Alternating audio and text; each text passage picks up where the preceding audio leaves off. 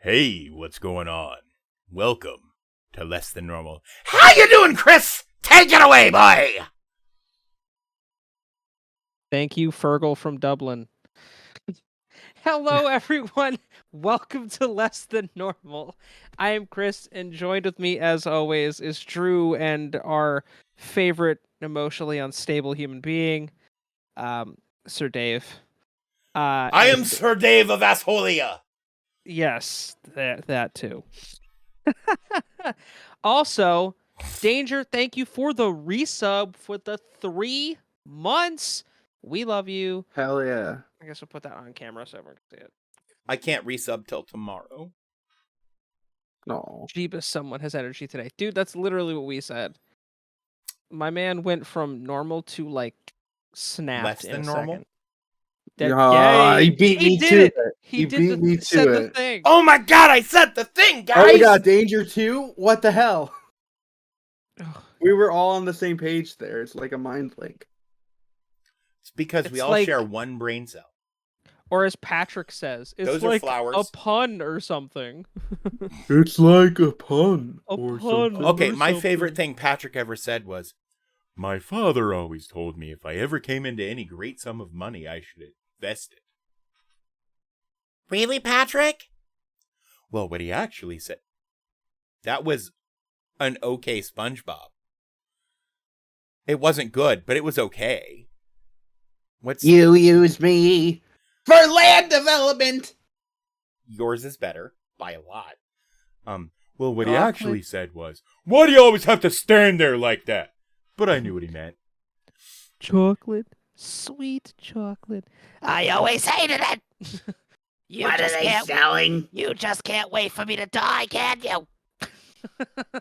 Marie, get back in here. It's time for my sponge bath. Eugene Krabs! I can't Here. do plankton, but I can do money. My leg! Experienced do high that one. tide! I can't do that. I can't do the laugh anymore. I used to be able to do it. Oh, it's on experience. I died.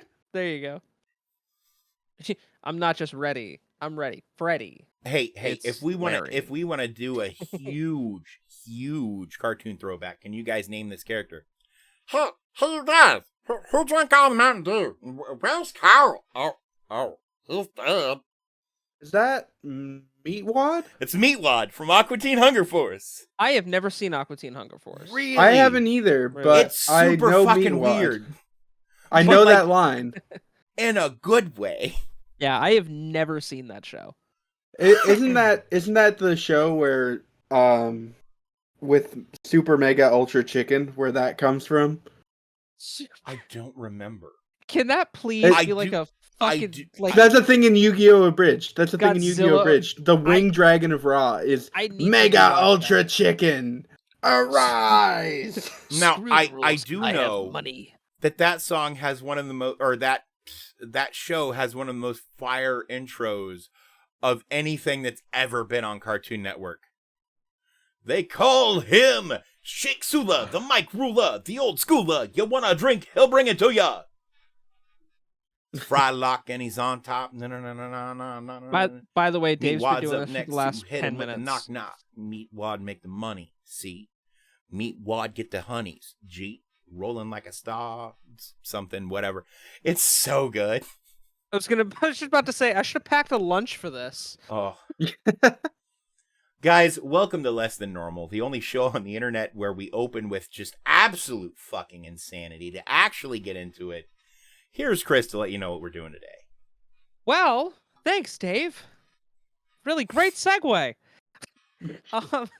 We have a great show for you guys today. We obviously have a bunch of Marvel stuff to cover. We have some new video game news, some sports stuff. We have a fun activity, and we have a special guest that's going to be joining us soon to talk about a big thing we have in music. I know we do have a ton of MCU news, as well. Well, we have a as- ton of MCU rumors and a little bit Rumors. of news. Yes. Because none of this shit has been officially confirmed, but it's all like, I mean, yeah. Garfield. Yeah, it's when it's It's- when it's Marvel, it's most likely confirmed. Garfield, hey, how would you like it if I do It's that to you? like- I'm gonna just touch your arm to get your attention. My goddamn cat is so needy. But I do want to start really quick with how is everybody's week? Drew. It's going. My week's going. I'm seeing. Actually, funny enough, I'm seeing Victim or Victor on Friday No shit. over at Alltones. Well, not Alltones. Prost. It's Prost now. That's what. Is that cool what the new kids name call of it. Alltones is? Prost? Yes. It's Roast. actually a lot nicer. Is it? Oh, so they I know the actually name take care doesn't of the sound like fucking- it, but No. yes. Roast is great. It means cheers in Russian. Russian. well, it's Prost. Prost, and it has the umlaut over the O, so it's German. Okay. Oh yeah, Same Prost. means same thing. I think so. I believe so. There is some interplay between Germanic languages and Slavic languages. Yeah. Just because of their proximity in certain areas. That was language with Dave. Okay, real shit though. I love Etymology. language etymology. It's super cool. It's so good. Like, everybody's like, why is English so dumb? But then you look into where English came from and you're like, okay, no, I get it now. Because English isn't one language, it's 7 languages in a trench coat pretending to be one language. That is. I fucking also- truth. I like how the English language is entirely derivative, and we speak in memes without realizing it. Like, because the English language is derivative, our form of expression is derivative by association. You're right. Oh, we have so many fucking rules. Hey, what's up, Bear? Oh my What god, a who's cunning texting me? linguist. I don't know how to say thank you in Hebrew.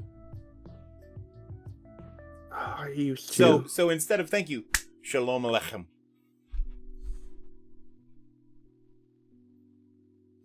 I know That's as close as I L'chaim got, is homie. cheers. I don't know enough Hebrew. I wish I knew more. It's such, like languages from that part of the world are so, like, floral. Like there's a lot of like harsh guttural like sounds in some of them, but they're also just so pretty to listen to.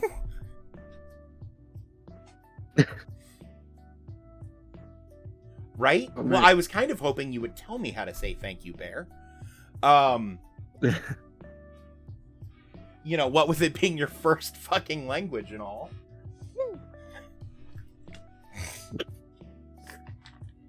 I think Bear just wanted to leave you hanging. I would too in that situation, Bear. Don't ever feel pressured. Oh yeah, no, 100%. He leaves me hanging all the time. That's why I love him, and he's one of my like best friends. We love Bear. Bear's We love great. Bear. Dave, how was your week? Tastefully dark. What does that even mean? I don't know. It's like a Hershey's dark chocolate bar. It's like it's still got the milk chocolate in it. Oh no. So no, it's no, still no, no. sweet. Fuck Hershey's dark chocolate. It's Alright, like well, it's like Swiss chocolate. okay, Swiss chocolate is fantastic. It's the best. I will It's- agree with you there. It's That's so good. it's so good. It's God, so expensive. I just ate, and you guys are It is making me so hungry. expensive. Dude, I also know, I'm just ate. starving. I haven't eaten in like 5 hours. I had honey barbecue chicken wings and fries. Tada. It like that? Toda? I'm assuming it's Toda. Oh yeah. Could be. Because vowel sounds. Which one? Vowel sounds. If I'm remembering correctly, most vowel sounds are short vowel sounds. So Toda. So Toda. Okay. And I could be 100% So like Toga, wrong. but with a D. Like toga. I'm just things. Yeah, There you go. I like learning new things too. Oh yeah. I mean, we're here to learn. Always. Hey, look, there's a reason I'm Dave Levels Up. And there's a reason that my like personal tagline is never stop leveling up. Because you should go out of your way to learn something or do something new every fucking day. And if you're not, man, get on my level. Get on my fucking level, dog. Level up with us. Okay, Joey Porter. Who's that? Chris, do you get that reference? I do. Also, Dave's shameless plug for his own channel. Oh, yeah, I do have my own channel, but that wasn't what that was about. Like, Ooh, my that's God. just a core tenet of, like, who I am. Back just popped. That felt good. All right. Should we just dive into the? It's a fair Yeah, point. what are we doing first? Because I haven't even looked at the show sheet yet. Christ. I'm a terrible, terrible person. We It was a new episode of Miss Marvel released last week. Yes! Oh my god, this show is so good. It's so good. It's so good. I Like, also want to have we say told that you guys how good this show is? Because it's so good. in case you didn't know, it's really good. Also, I made the mistake of starting to rewatch the entire MCU timeline, and there is so fucking much content. Like, so much content. It definitely wasn't canceled. There's no way. It's a limited series, and I believe there's only supposed to be 6 or 8 episodes, so there's no way it was canceled. I mean, look what happened to Firefly. Only supposed to have what, like 2 Well, no, seasons, and they it's- only had like 8 episodes. Yeah, but the way Marvel does their shows is specific. It's specific to a limited run. Mm-hmm. Yeah, well, there's so many articles that have those headlines. Like, they did that with fucking Moon Knight, and Moon Knight, they kept saying how poorly rated it was, and it was like one of the highest rated shows that Marvel's put out in a while. Yeah. And Ms. Marvel, from everything I've seen, seems to be doing very well in like ratings and watch numbers as well, as it should be. Yeah, and not only again, that, I want to say, and this in this episode, like, so there's, because we always like to talk about the music, right? Yeah. And there's one song during the wedding scene that like has this weird like 70s grindhouse vibe, and it's absolutely perfect. Right. And there's so many like just casual inclusions of like the culture. For instance, Ari comes out. His name's Ari, right? No, it's Amir. Amir. I'm thinking of Ari at home. That's who Zach listens to on stream for music. Yeah. Amir comes out and he's like, real funny, guys, but you're only supposed to hide one pair of my shoes. Which in some Middle Eastern cultures, that's a thing. You hide someone's shoes before their wedding. I don't know the thing like behind it, but it's really cool to see them depicting this community, how they are. Because in a lot of media, communities surrounding mosques are either like, it's either avoided in content entirely, or like they're always shown as being like super uptight, high strung, and very like, you know, just like they do for like Hasidic Jews, right? Right. Which I've met Hasidic Jews who were lots of fun. Like the depictions of these two groups in media are very similar, and neither of these groups are like they are typically depicted in media. Right. And I love how relatable everyone is. That's the one thing that Marvel's good at, is really showing, you know, when they have a character from a different culture, they're very good at like accurately and respectfully portraying another culture. Which, I mean, that's a great thing to have, especially in a, you know, with a big company such as them. They're, you know, a giant when it comes to entertainment, you know? Right. So it's, dude, I don't It's have just time it's nice to finally see cultural representation being done in a way that's not only respectful of the culture. Right, Bear, and it's nice to see people break out of the like stereotypes.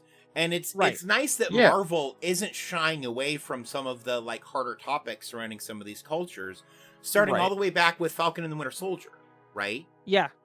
And again, they do it respectfully. You know, right. Like at one point somebody makes a comment after in this episode that aired not today but last Wednesday.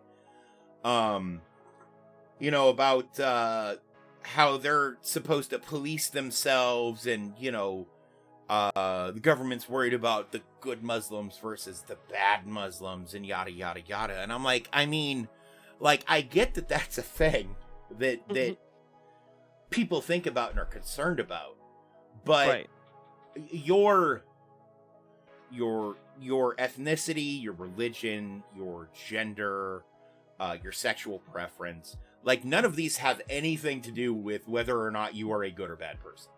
Right. Being a good or bad person is entirely based in what you do. In fact, the what is the religious leader's title? Sheikh? And what? In Ms. Marvel. What is his title? I can't remember what it is. Anyway, he says to Kamala at one point, good, and I'm paraphrasing, good isn't about. It's good isn't what you are, it's what you do. Basically, yeah. Yeah, that's what he says. And, like, there's just so much. The writing is so good. And it's just well done. It's nice to see Marvel and Disney breaking out of the stereotypes with literally all of these shows.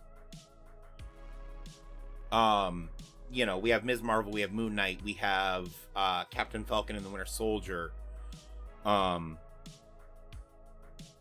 Madripoor, by the way. I couldn't remember the name of the place last week. You know, both illustrating a fictional Asian culture in Madripoor, but it feeling genuine and it feeling dynamic. Right. Which is real fucking hard to do with, like, a fictional place and culture. Oh, yeah, definitely. I don't know. I'm just... It's nice to see. Yeah. It's so nice to see. Oh, yeah, definitely. So obviously the new episode 4 is out today. I have not watched it yet. I will probably watch it after the stream. But yeah, like, hands down, this is such a great introduction for fans that aren't familiar with Ms. Marvel, the character, into the MCU, and really gives her a solid foundation before The Marvels comes out in theaters in 2023. Now, all of that being said, they did an interesting thing in this episode. Kamala Khan in the comics, originally an Inhuman, if I remember correctly. I believe so. They have tied her to, and it's 2 words if you didn't know, Chris, clandestine. Yeah. Which clandestine was originally between a dude bro and a djinn, which is why they're treated as djinn, right? Even though they're not djinn. But no, they're, like, I'm curious to see where they go with it. I'm curious what, the boy's name, not Bruno, but the clandestine kid. Kamran, thank you. Kamran. All I could think of was, like, Kyle. And I'm like, no fucking way his name is Kyle. There's no fucking way his name is Kyle. And I just... I have no idea where they're going to go with it, A. But it's cool that... Okay, so... the bracelet unlocks her power, right? Yeah. But... in folklore, the bands, bracelets, bangles, whatever you want to call them, that Jinn wear, not all Jinn wear them. Right. This is something Disney actually got right with Aladdin. Those bands represent being bound to service. Right. So I'm curious what they're going to do with that. Yeah. That's... especially since you and I both know she's going to find the other one before the end of this series. Yeah, but... Especially since this episode ends with her saying, her grandmother saying, you and your mother need to come here. Because I bet her grandmother has the other band. The biggest thing is, even in the comics, she never had both. She always had one. She didn't have bands in the comics. Yes, she did. She had one bangle in the comics. Always. Well, right, but it didn't grant powers. No, it was similar to what they're doing. It wasn't like that's the powers. It's similar to what they were talking about, how it just unlocks the power inside of her already. Well, that's right, similar to what it actually did in the comics. It was Terrigen crystals. The bangle was made of Terrigen. Because she's an Inhuman. So the show plays the same way, the same concept of what the comics were. So yes, she did always only have one, and it was the correct one. The one on the right wrist. She wears it on her left in the show. So then it's the left wrist. Yeah, it was whichever. I don't know my directions sometimes. It's a problem. Just do like this, and whichever one tells you you're a loser, that's the left. I mean, I never learned how to read. I'm 19 and I never learned how to fucking read. Yeah. What's up? What's up? I'm Kyle. I'm 19 and I never learned how to fucking read. Oh, fine. We miss you. So in other news, we actually have a confirmed leak for something we talked about last week. Confirmed leak. Yes, it was confirmed that this is actually going to happen. Is that like a baptized long boy onion? No. A confirmed leak? Oh my god. Hey. Anyway. No, this is Patrick.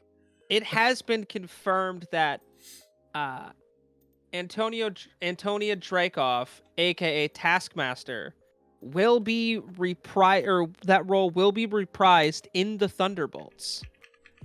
Which me and Chris have been putting Taskmaster as a member of the Thunderbolts or Dark Avengers. We weren't sure which they were doing until they made the announcement, because they're very similar groups. But yeah, so for the Thunderbolts, we have Taskmaster, Black Widow, Kate Bishop, U.S. Agent as Hawkeye, U.S. Agent, Captain America. Like, the Thunderbolts are all but Ignore a me. parody. I will be right back. Okay. I just spilled a bunch of water on myself. Oh no. I have been there, my guy. But they're like a parody of the Avengers, right? In a sense, yeah. We have Zemo. Yeah, Baron Zemo, but like we have Abomination, because instead of Yeah. Red Hulk, I guarantee you they're going to go with Abomination, Well, because they have it'll just both have been involved before. right. But with the recent passing of I can't remember his name, but he's been playing General Ross since Iron Man. He passed recently. Yeah. I have a haunting suspicion, because it would make me sad if they recast him, because that's who that was for like the last 2.5 decades. For real. Well,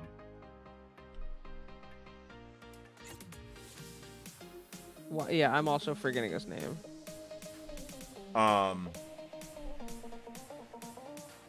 So I think, like, I wouldn't be surprised if we didn't even get an on-screen presence. William Hurt, thank you. From General Ross in the series, we just get like memos from him to the team. right? Think Charlie's Angels style. True. Which I think would be kind of a perfect way to handle that without having to recast the character. Right. But I'm super excited for the Thunderbolts, because the Thunderbolts opens up a lot of opportunity, especially going into what we and everybody fucking else talking about it expect to be Secret Wars. Right.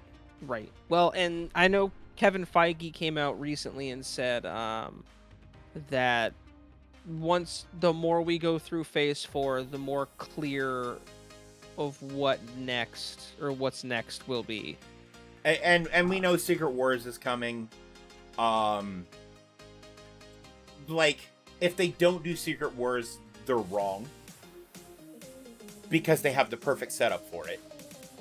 Especially with as many times as the word incursion has been said over the last few properties. Well, they're literally doing the Secret Invasion show. Secret Invasion and Secret Wars have nothing to do with each other. No, but it includes the Skrulls more, which is nice. It will be nice to see more of the Skrulls. I'm curious how they're going to do the Secret Invasion plotline, though, because the Skrulls in the comics were villains. Yeah, and now they're kind of good. And now they're not necessarily villains. Unless but how they are they going to do... Unless they do, like, Guardians of the Galaxy, where, yeah, like, the Kree weren't the bad ones, but, like, Ronan was the bad guy. Right. And I'm expecting something like that. And the Kree aren't good people. Like, the Kree are the reason the Inhumans exist. The Kree are the reason... everything. Yeah. And it'll be interesting to see if we get more Inhumans. Right. Because I would like to see more Inhumans, and the people who didn't like the Inhumans TV show are wrong. Yeah, the Inhuman TV show was actually really good. And it stuck to comic storylines pretty fucking well. Right. But no, those who are not Like, it familiar may with be one of their most faithful adaptations from the comics. Yeah. But those who are not familiar with Taskmaster in the MCU, she was in Black Widow. So, which was I was watching earlier today. It's a great film, very well done. I like the casting of Yelena. Florence Pugh is fantastic, and I love that she's continuing that role. Oh, Um, her and Hawkeye was so good, especially the end when like they're both crying and like, oh. Did we ever figure out who hired her to kill Hawkeye though? It was Val, wasn't it? Yeah, it was, because Val it was Val. does it at the end of Black Widow. Yeah. And we know that Val is the organizational force behind the Thunderbolts. Right. Well, they planted that seed in that movie. They planted that seed in Falcon and the Winter Soldier. Falcon and Winter Soldier. We knew that was coming. Also, the casting for U.S. Agent, I think, is great. Oh, it's perfect. And the thing is, none of the people in the Thunderbolts are necessarily bad people. With the exception of, even Zemo's not a bad person. No. But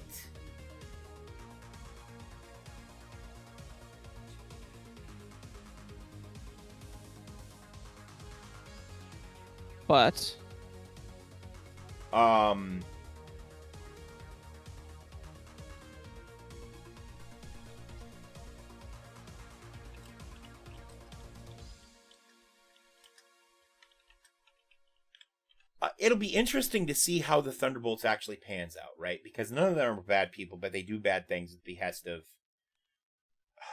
honestly, probably Val. Val is probably the one who's going to be given the orders. Oh, I imagine.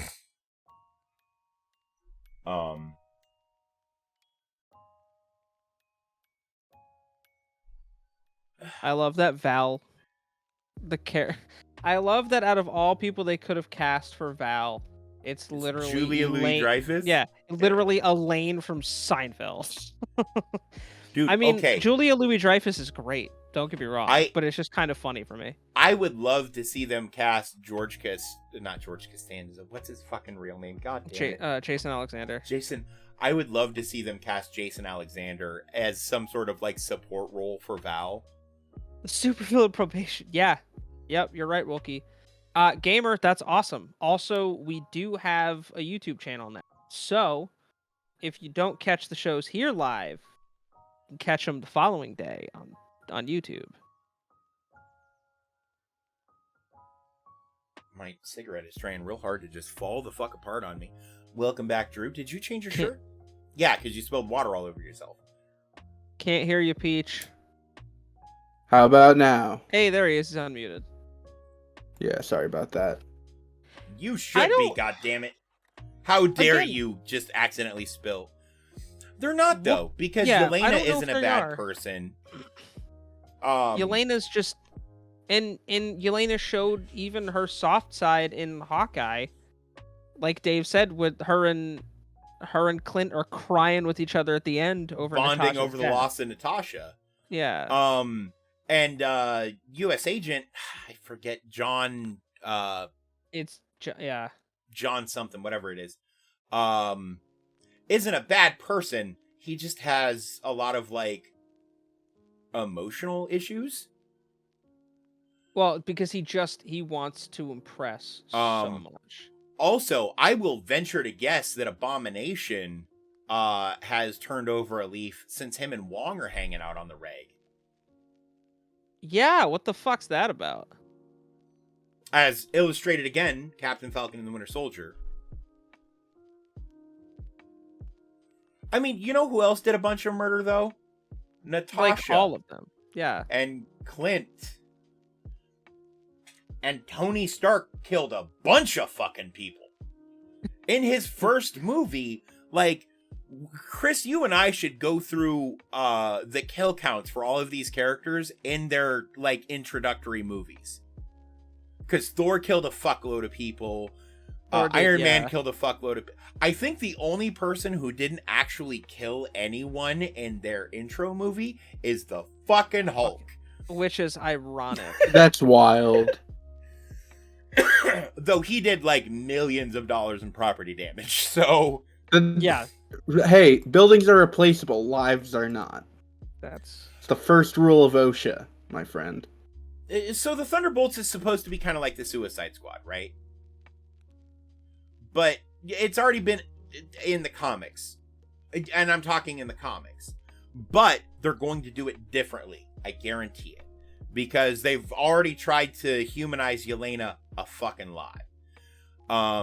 They've put in some groundwork for humanizing Abomination. They humanized Baron Zemo in Captain Falcon and the Winter Soldier, illustrating that he's not necessarily a bad person. He just has a very strong ideal, and he's a the end justifies the means type of thinker.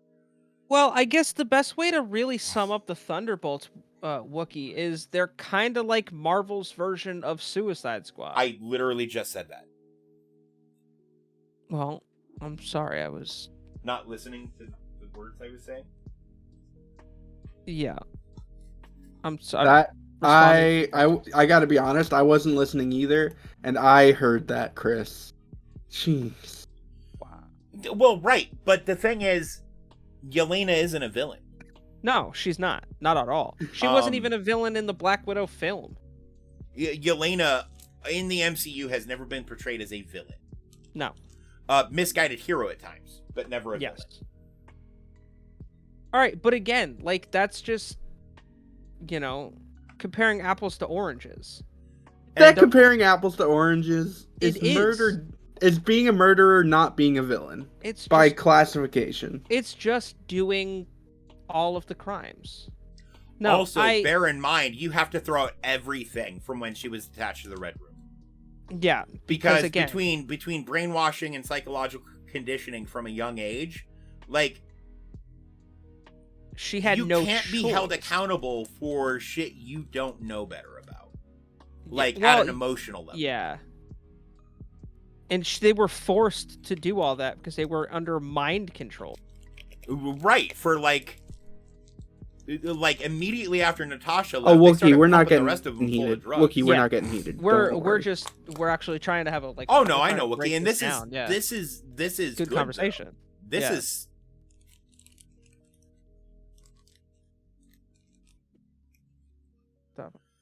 well, yeah, because that's what they. I mean, so did Natasha. Natasha's whole job for S.H.I.E.L.D. was killing people and getting information. Yeah. Those were the two jobs she had. You kill people, you get information from people. Same with Hawkeye. Same with If you yeah, really want same to, with Clint. if you really want to get technical about it. Fucking Cap shoots a bunch of people in I was his gonna first say, movie. He just Cap- straight up fucking Okay, but yanks people with Cap a shoots pistol. Nazis in his first movie. That's That is different. fair. Oh, okay. I will argue though that it's not necessarily different. Because if your government that you are part if you enlist in the US military, Mhm. right? You follow orders even if you don't agree with them. You know why? Because Wasn't the you whole get locked thing- up forever or worse if you don't. Wasn't the whole thing with Hydra that they were handpicked or volunteer or whatever? Well, the thing with Hydra is Hydra became its own thing.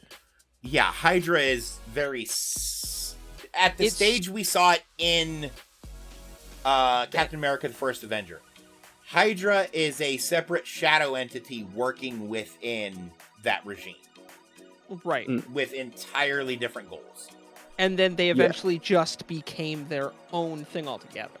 And the thing with that is, like, the people who were in Hydra didn't even really have free agency because look at what you see Red Skull do to his own fucking people when he's displeased with them. Yeah. Oh, exactly, Wookiee. That's what we're talking about. Oh yeah, no, she was 100% a villain. But what I'm the villain, and in the comics, because we can't. So the comics are a baseline for the MCU, but the MCU is being treated 100% as its own universe, where it takes like notes from the comics. Yeah. But everything has its own spin, Right. which is perfectly fine, because the comic books do that themselves.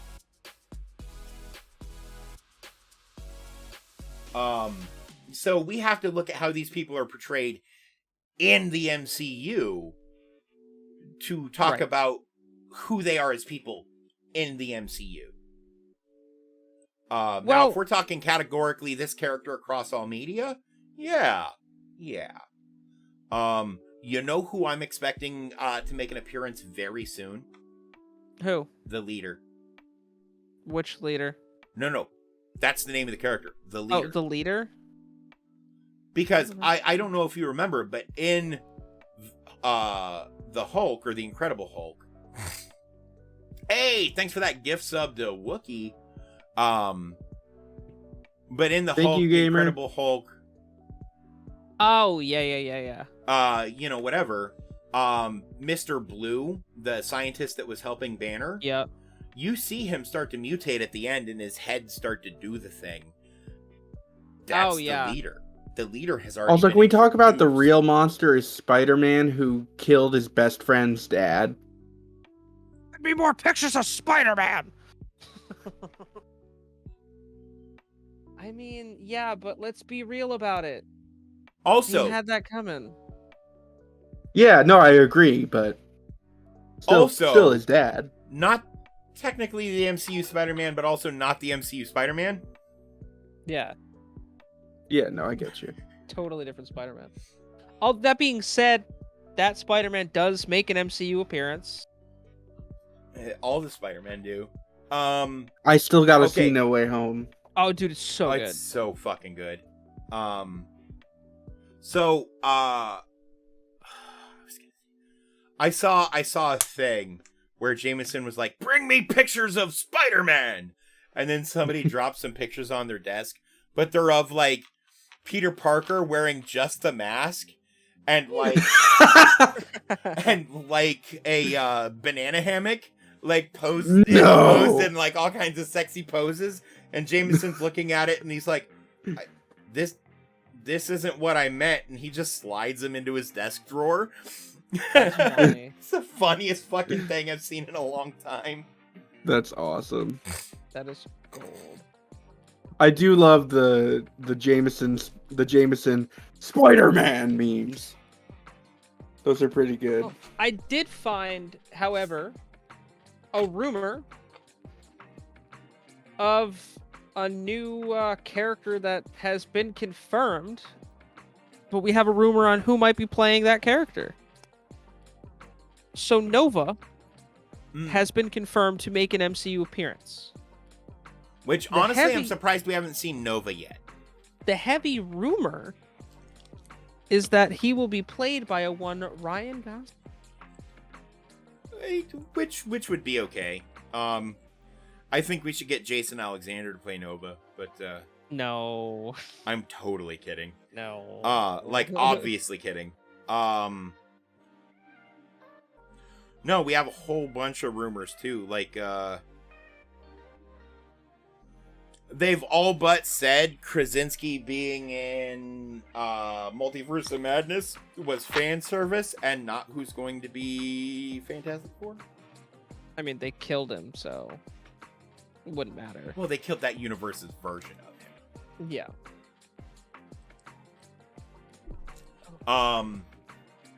With the highly suspected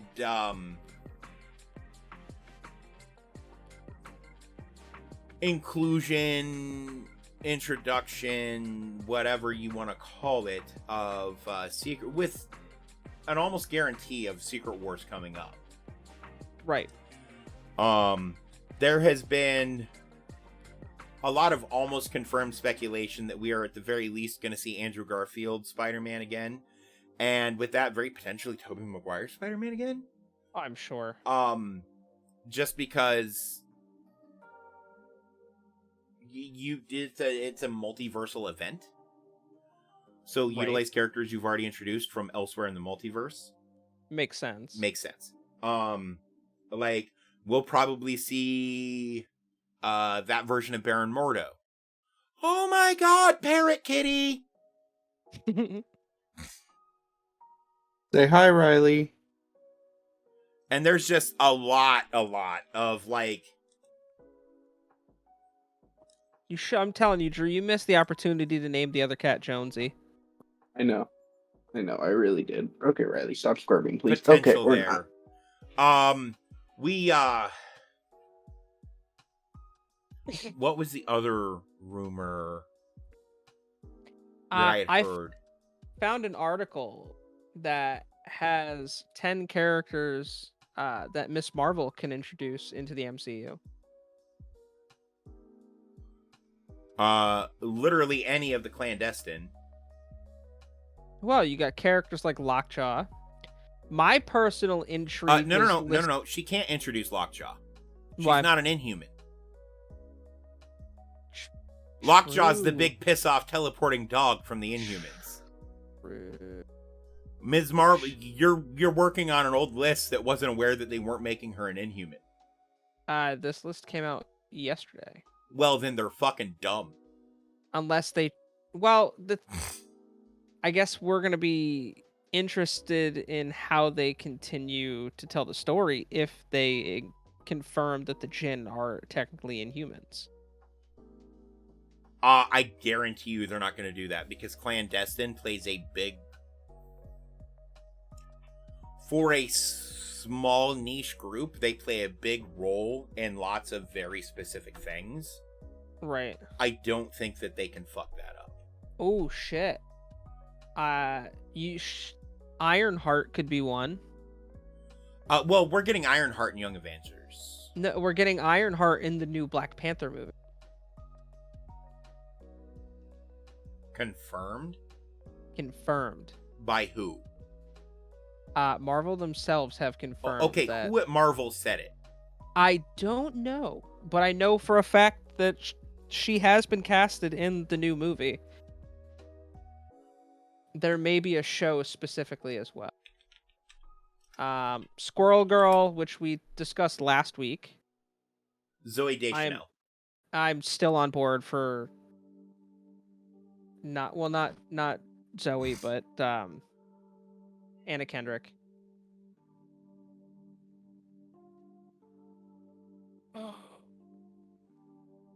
Wait.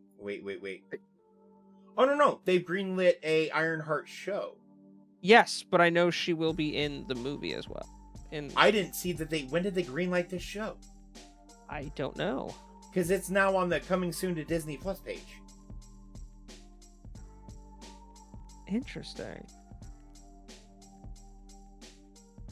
Hey guys, I gotta get going, but thank you guys for a good show, and I hope the rest of the show goes well. Say hi to Steph. I shall. All right, and have a good show, guys. Okay. Hey, buddy. Another one is Miles Morales, which I think we discussed before the show. Yeah, we're gonna get Miles Morales at some point. They've already introduced oh,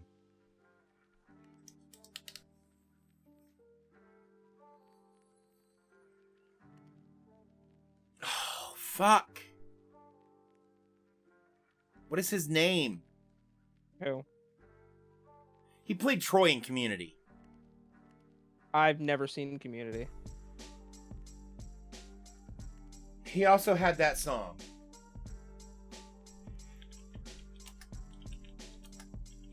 What song? I don't remember. Donald Glover. When they already introduced Donald Glover as the person who in the comics is the Prowler. Who is Miles Morales' he uncle. was right. He was in Spider-Man. Spider-Man. Homecoming. Homecoming. He was in yeah. Homecoming.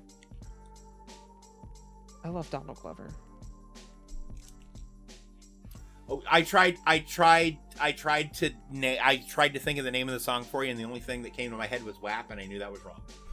Yeah. Uh, Donald Glover has a lot of songs. yeah, right. It's also stand-up comedian. Yeah, no, he's fucking hilarious. He's kind of everything. Love him. But I'm interested to see them flesh out the Prowler. I'm interested to see them bring in Miles Morales. I'm interested to see them bring in Spider-Gwen. Yeah. Because while Into the Spider-Verse isn't technically MCU, I wouldn't be surprised if they make it canon, because that all leans into what's going on in the MCU right now. Yeah. That's fair. I don't know. I feel like we have so much content that they're either talking about or is being greenlit now. Like, they're prepared for Phase 5. Oh, like, I guarantee you they already know what's going to prepared for happen in Phase 5 and Phase 6. And the end of Phase 6 will... You know what? I'm going to throw this out here right now. By the end of Phase 6, we are going to see conflict with... I can't think of his fucking name now. Not Kang the Conqueror. No, King the Conqueror is going to be middle to end of Phase 5. I was saying King will be back. His story arc ends. The guy from the fucking sword that Gore the God Butcher has. All Black the Necker sword. The guy who made it. Whose name I always know and now I can't think of it. No. No, thank you. Yes. Oh, we'll absolutely get X-Men. I don't think we'll get the Avengers. By the end of Phase 6, we'll get Avengers versus X-Men. You think? Yeah. But we'll get Avengers versus X-Men like they did it in the comics, where it's something is going on that both groups think the other group is responsible for, and then by the end of it, they figure out who the actual enemy is and face off them. That's how all these versus things work, except for Civil War.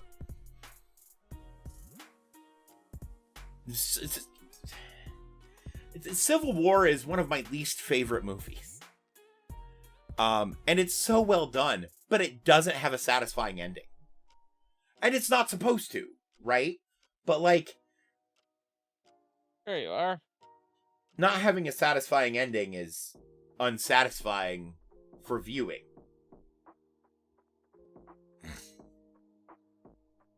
Why am I having a hard time getting things here?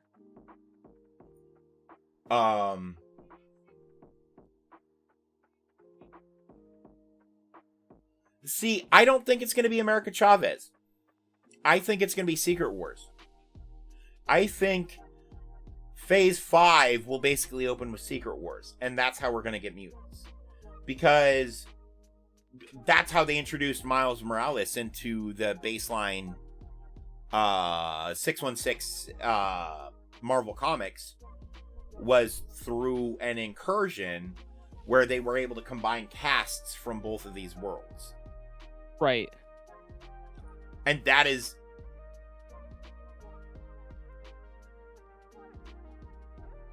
but Secret Invasion is going to be a 6 or 8 episode TV series, and then it's done. But with as many times as they've mentioned incursions over the last 5 or 6 MCU properties, Secret Wars is coming. I have a feeling that setup and throughput of Secret Wars is going to be Phase 5.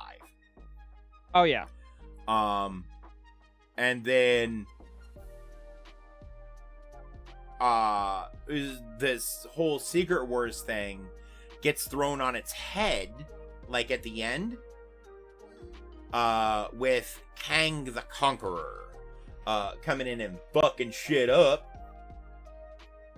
Hey, welcome, Steph. So we are now at the point of the show. We're gonna welcome our special guest, who I don't Just think a we can little actually bit. hear. Can't hear you. I could see you talking, but I can't hear you.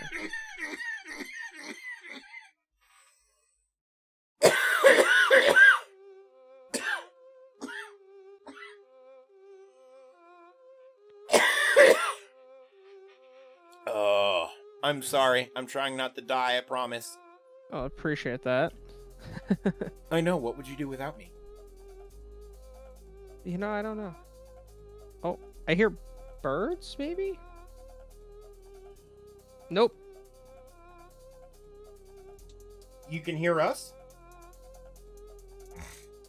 No, that's weird. Okay. I'm trying to remember how Discord work on the phone.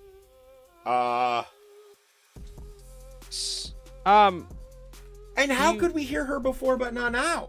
I know. What the fuck's that about? Here, tap on the screen, and there should be like a slide up thing. See if you have like an audio source you could change to your phone. Ooh, zooming in. Hold on.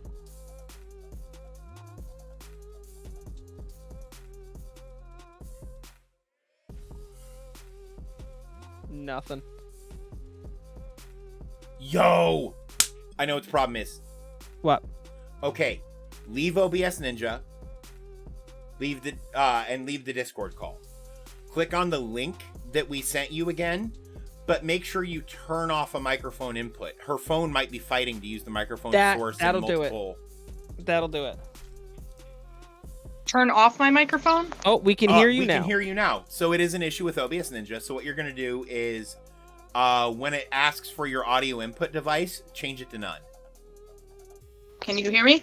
We can hear you. Haha! We just can't see you. Oh, now you can't see me? Yeah, Okay. yeah. You're going to have to rejoin the link in Ninja. So turn off your Okay. camera in Discord. But in OBS Ninja, when you, it goes to let you... Steph! Chris, is this or is this not exactly what I told you was going to happen?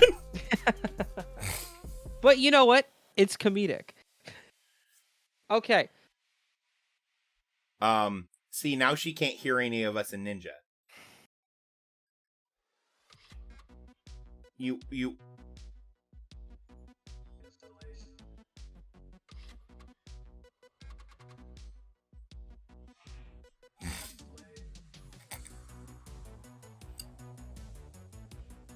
Hold on, I'm texting her. Except you don't. Instead of the Beyonder, we get Kang the Conqueror, and Galactus and Doom. You just write it a different way. They did Civil War without the fucking X-Men.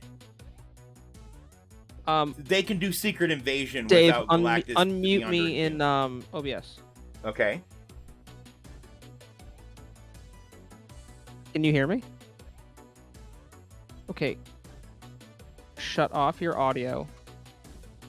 In OBS. In OBS Ninja. Yeah, you're in the video call thing. That's your thing. She her audio isn't on in OBS Ninja. Now Okay. join voice in Discord. and Now it'll be join fine. Discord, But just voice. but just voice. No, she needs to stay in Ninja too. Guys, I'll be right back. I'm gonna go have a spiritual awakening in the same way that Kurt Cobain did. Jesus.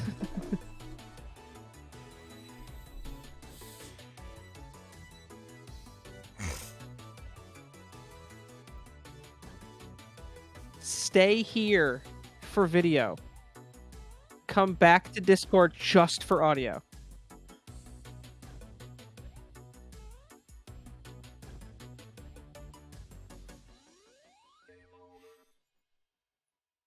Oh.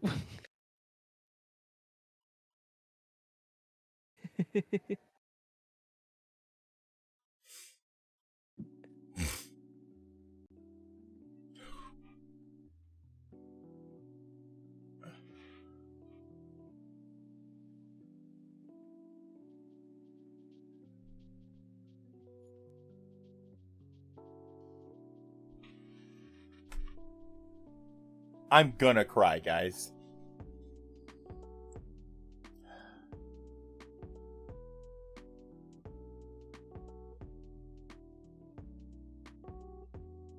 This is going so well.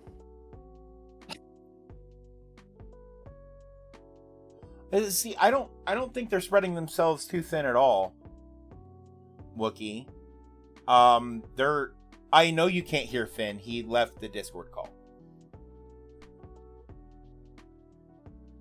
Just join Discord. We'll worry about the video after. Can you hear me? Yeah. Just join the Discord server. We won't worry about audio. I can't hear you. Right, because she has Ninja set up correctly now. Yeah. So all she needs to do is join voice and Showtime. Yeah. I can't. Go back to Discord and just join the Showtime voice. Yeah. I think this is just too complicated for her to do on her phone. See, Secret Wars There she is. is a good opportunity for that. Okay, Steph. Okay. Stay in voice here. Yes. Okay. Yep. And open the OBS Ninja browser page, and when it asks you for your audio input, just say none, but don't leave voice in Discord. Say none. Okay. Okay. Again, guys, I'm sorry for the complications. This is one of the reasons that I wanted. Dave's mad at me. I'm very mad at Chris. I'm sorry. Yeah, No, you are fine. Chris is a naughty little bunny boy. So on audio sources, you hit none. You just change it to none. It says no audio. Correct. Fabulous. Okay. But then it tells me my camera timed out. And it'll do that, and then it'll give you an option to pick your camera, which is also dumb. Which is video source, right? Right. And make sure the audio source stays none or no audio. No audio, yep. Audio output destination. Whatever. None is fine, to be completely honest, because none of us are outputting audio via OBS Ninja. Okay, it says waiting for camera to load. So here's the fucking wild thing, and it's gotten better, but Chris, I want to do a test with you later, because we might just be able to do video and audio through OBS Ninja if it is improved to a point where the latency isn't terrible. Right. Because that's the only reason we don't do it, is if we do audio through Discord and video through OBS Ninja, mouth flap lines up a lot better than if we do both through OBS Ninja, which doesn't make sense. But I think they've optimized the throughput. Right. Well, anyways, we have a special guest joining us today. It is a friend of mine, Drew and Marcus's. Steph is from the local Connecticut music scene. She is in a band called Victim or Victor, who is amazing. She's here to talk to us about our Musician of the Week and or musical content today. Also, new plan, and I'm dumb. Screw OBS Ninja. Share your camera in Discord. Chris, make her camera big from Discord. Doing it.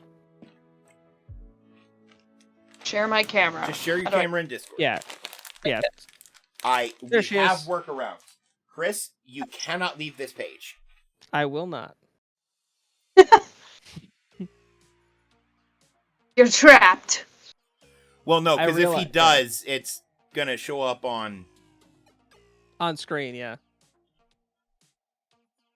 It's going so well. I promise we are professionals, Steph. Me too. I know what I'm doing. There's a reason that I exist, and it is because I know how all of this stuff works, because Chris doesn't even know how all this shit works. It's fair. Listen, they just pay me to be the guy that steers the train. It is. And the irony in that is, you don't have to steer a train. It's on tracks. Exactly. You just have to sit in it. Yep, basically. Just play with the throttle. He is here to simply exist. he says to the CEO. But, I'm stoked to be here. I'm stoked Yeah, to finally have you, here and everything looks okay. Finally. this has actually been like a couple weeks in the making. Getting Steph. Also, Steph, you hold a very special thing. You are now officially the first person to have been a guest on both Less Than Normal and the original form of the show Wishful Thinking. Woo! That's pretty cool. Really quick, do you want to tell us a little bit about yourself and your music? Sure. I'm Steph, and I play music because I love it, and I need to play music. I got songs that I like to share with the world. My band is Victim or Victor. We are an indie alternative emo rock group, and I love that combination of words. Thank you. Yeah. Genres are hard, so the last band I was in, people asked us what genre we were, and we said the kind that does the music stuff. And they're like, well, what does that mean? And I said, it means we play whatever the fuck we feel like playing at the time, and you're just gonna kind of have to deal with that. Yep, exactly. We all, my band members, they're all multi-talented. We all grab influences from a bunch of different bands, different places, and Victim or Victor is just the embodiment of my idea of positive and negative, yin and yang, good and bad. And we're in the studio right now. We are recording some new stuff. We have one song out currently. But yeah, Victim or Victor is my baby. That's my passion. And I'm grateful to have talented musicians who want to be a part of it with me and make it what it is. So, it started as a project, and so are you vocals? Do you play an instrument? Like, what's your role in the band? Yeah. So I'm the lead singer and rhythm guitarist. It started as an acoustic project, just me writing songs, and I recruited my band members, and now we're writing together, which is really cool. But I'm the primary lyricist, songwriter. I don't know if you know this, but I'm a feminine Eminem, a Slim Shady lady, if you will. I'm Shady Lady. I like that. It's a Bober, and I'm lying. Anyway, but no, did Chris tell you him and I are starting a band? No. Why don't you tell her about Secret Sex Lips, Chris? oh Jesus Christ. It was a drunken joke that I think Dave and I kind of turned into a thing that may eventually, one day, possibly rear its ugly head. It's got a perfect punk name. I'm saying. I'm like here for the punk name. Yeah. What's cool about Victim or Victor, I've noticed, obviously knowing you from humble beginnings to, what the band looks like now, is you've literally recruited people from other well-known bands in the area, and you guys are like a super group of like the Connecticut music scene, and it's so cool. We've featured you guys the last time I was able to catch you guys. We showed a little snippet on the show. Tell us a little bit more about this new music, though. I'm excited to hear about this. So I'm really excited about the new music. All the songs we're writing, they're all different. And like some are kind of, I don't even know, like some are poppy, some are heavy, some are almost like, we kind of joke that one of them's kind of reggae-ish, but like we're trying a lot of different things, and I'm really excited about it. And our first song that we have released is Different Souls. Actually, Drew, who was in Victim or Victor, he and I wrote that song together, and that was our first single we released. And it's doing really well. Is it? Yeah, actually. That's kind awesome. of a catchy pop song of the record, I guess. I'm here for it. I think Chris's and mine first single is going to be Upload. Upload. Chris knows what it means. Oh, we're not going to go there. Would you like to Not explain gonna to go the class, Chris? No, I wouldn't. I'd like to hear about it. So I'm gonna spit factual information right now. In like one round of a male's ejaculate, there is roughly 15 terabytes of information, genetic information in that. Interesting. So it's not a cream pie; it's a data upload. Technically, yeah. Yeah. Yeah. But it's gonna be a song just filled with weird random facts, like the fact that elephants' penises are much like their trunks are prehensile, and they can like pick things up with them. Mm-hmm.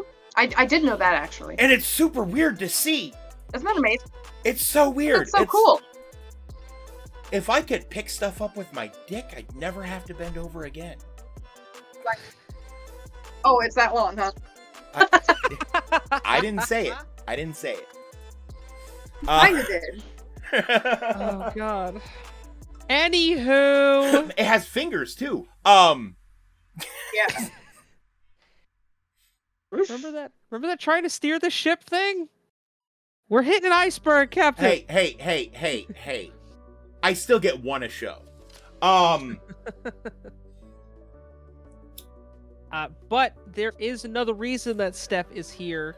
And because Steph is joining us today, we want to talk about the badass women of rock. From Joan Jett to Hart, Janis Joplin, today's killers like Nita Strauss, Lizzie Hale. We salute you, you beautiful women of rock. Now. So, I will say right now, I'm bad at remembering people's names, like, categorically. Like, you have seen it many times already on today's episode. I couldn't remember Donald Glover's name. Yeah, to be honest, I forgot who you're even talking about there at that point. So, Just tuned out. but like, yeah, it's normal for me. yeah, Chris does that a lot when anybody but him is talking. He has bad active listening skills. Yeah. Of course I'm teasing. Hey, if you can't give your friends shit, who can you give shit? Because if you give shit to strangers, they might just shoot you. It's fair. I guess the first question is, Steph, are there any badass women of rock that influenced you? Hell yeah. So first and foremost, a lot of people compare like my singing voice to Hayley Williams of Paramore, which is fair. That's like, you know, one of the main women in the pop punk music scene Right. that I definitely grew up on, and I respect the hell out of Hayley Williams. I've made that comparison. Yeah, and like, you know, it's kind of true. You know, I would warm up my vocal cords singing to Paramore or to like Motion City Soundtrack. And we tend to mimic the things that we warm up to. So there's definitely like little Hayley Williams influences in there. So I'm influenced by Hayley. But I really love so there's a woman, Sherry Dupree Bemis. She's in a lesser known alternative band. They were more active years ago. She's getting back into it, but Sherry Dupree Bemis writes some beautiful music. She has a beautiful voice. She's a lovely human being. Avril Lavigne was one of the first girls I started listening to be honest. Yeah, I love Avril we Lavigne. we love Avril Lavigne here. Avril can do no wrong. That's not true, but Hell, super stupid talent. Like, talented to a point that it makes me embarrassed sometimes. Yeah. And because she's got that genre bending voice as well, where she's now really more pop than anything. But, you know, that pop punk vibe that she's always really held knit to, or like close to her, it's supreme. Well, Yeah, I'm like, and- Oh, go ahead. I would argue that there are women who aren't necessarily part of like rock culture, but who heavily influence, especially female vocals in rock culture, especially from like younger women today, people like Billie Eilish. Yeah. Right? Because while she's not necessarily like, to be fair, I'd put her in like an alt rock space, more than anything. but also, you know, vocal talent like Ellie Goulding, Mm. Yep. who does her own pop stuff, but she's also on like a lot of like EDM and alt stuff with people. And her voice gets sampled a lot just because it's unearthly. Yeah. Like there's a quality to it that you're like, this isn't a real person. You know, I will say on stage, Steph carries that Joan Jett style swag. Like 100% stage presence. It literally is like Joan Jett.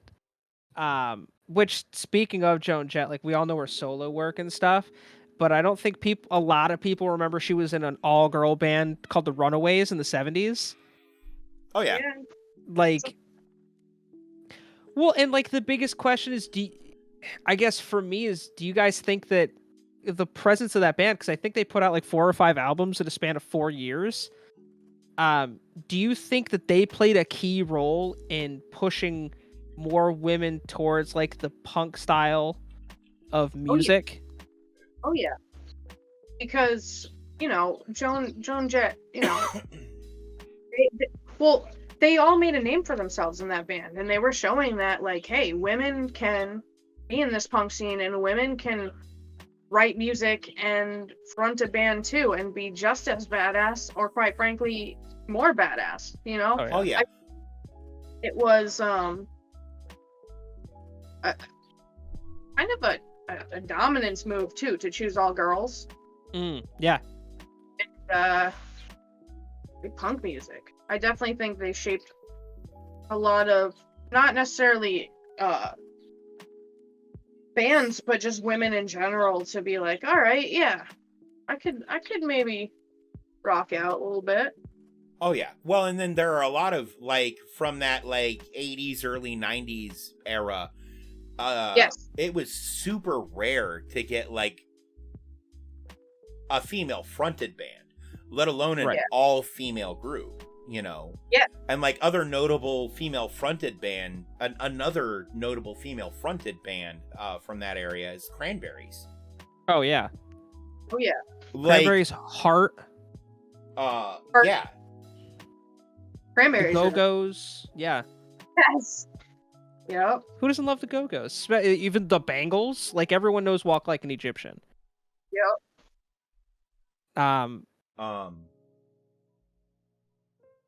But no, I don't know. I love the Cranberries. I'm stuck on the Cranberries now. Dolores O'Riordan has an incredible voice and unique. Yes. So unique. And that matters. They're from not just Ireland, they're from Limerick, which is like the heart of what the fuck are they saying country. Yes. And her vocals are so like, she has the accent, but it's so clear and present what she's saying. And like the amount of effort that group put into what they did was amazing. The same with Joan Jett, the same with Hart, the same with Sinead O'Connor. Yep. Pat Benatar. Like there were a lot that really hit in the PJ Harvey. I know that's I think PJ Harvey's funny. Well, and also, like I mentioned before, like Janis Joplin was like a super trailblazer. Oh yeah. You know? Well, because prior and especially prior to like the 80s, right? Yeah. If you had a female fronted group, they were country, they were R&B usually, or they were country okay, R&B. so not the genre, but they were like ultra pop, right? Not ultra pop as the genre, but like they were solidly just a pop group. Because ultra pop as a genre is super weird and it doesn't make sense. Because it's like pop music that's not pop music. It's like every genre just kind of thrown into a bag. And then you just pull out bits and pieces of everything. Yeah. And then, like the first one that really comes to mind for me that I remember as a kid hearing about is a band like No Doubt. Yes. You know, because they have that punk and ska vibe. Oh yeah. And through the 90s to 2000s, like Gwen Stefani, even before she started her pop stuff, like No Doubt was a huge band. Dude, I for the longest time wanted to see Gwen Stefani perform with Real Big Fish. That would have been interesting. Cause like Real Big Fish and No Doubt both have that like I don't give a fuck vibe. Yeah. Which is true of a lot of music from that era, but I always thought it would be fun. Pink, same. Like Yep. huge powerhouse, huge influence for so many people. Yep. You know, and In sorry, different go ahead. genre. Yeah. Sorry. Like Pink and Gwen Stefani, like they're influencers for like more than one genre, for like pop music, for like rock music, you know, like it spans over like 3 or 4 genres. Pink too, you know, she's written totally completely different songs, and Oh yeah. they're both respected amongst like multiple genres, which I think is Oh, yeah. amazing. Oh yeah. For sure. Well, and the crazy thing is, like, it wouldn't surprise me at all if, say,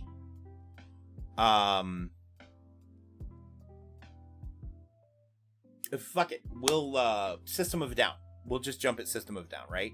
Like, if Serj Tankian came out and said, "Hey, you know, like some of my like huge lyrical and vocal influences were groups like the Cranberries and No Doubt," I don't think that Yeah. would surprise anybody. No. Yeah, because of what he does with his voice. Yeah, because how he sings is super reminiscent of both like Gwen Stefani and how she does vowels and how Serj does vowels are so fucking similar. It's very true. You know, and then from a lyrical perspective, there's a lot of similarities between how System of a Down writes their lyrics and how the Cranberries wrote their lyrics. Yeah. Mhm. You know, Yeah. and I'm not saying that they've ever come out and said these are influences, but like these are people and groups that, like you said, cross genres and super easily because they have something that a lot of, especially early in their careers, a lot of artists are missing, and that's cohesion, right? Like, they have a lot of these groups and a lot of these women have always seemed to just, they have all their shit together already from the beginning. Even if they didn't, they always felt like it, and they always put that presence out there. And you don't get that from a lot of other bands. Like, Right.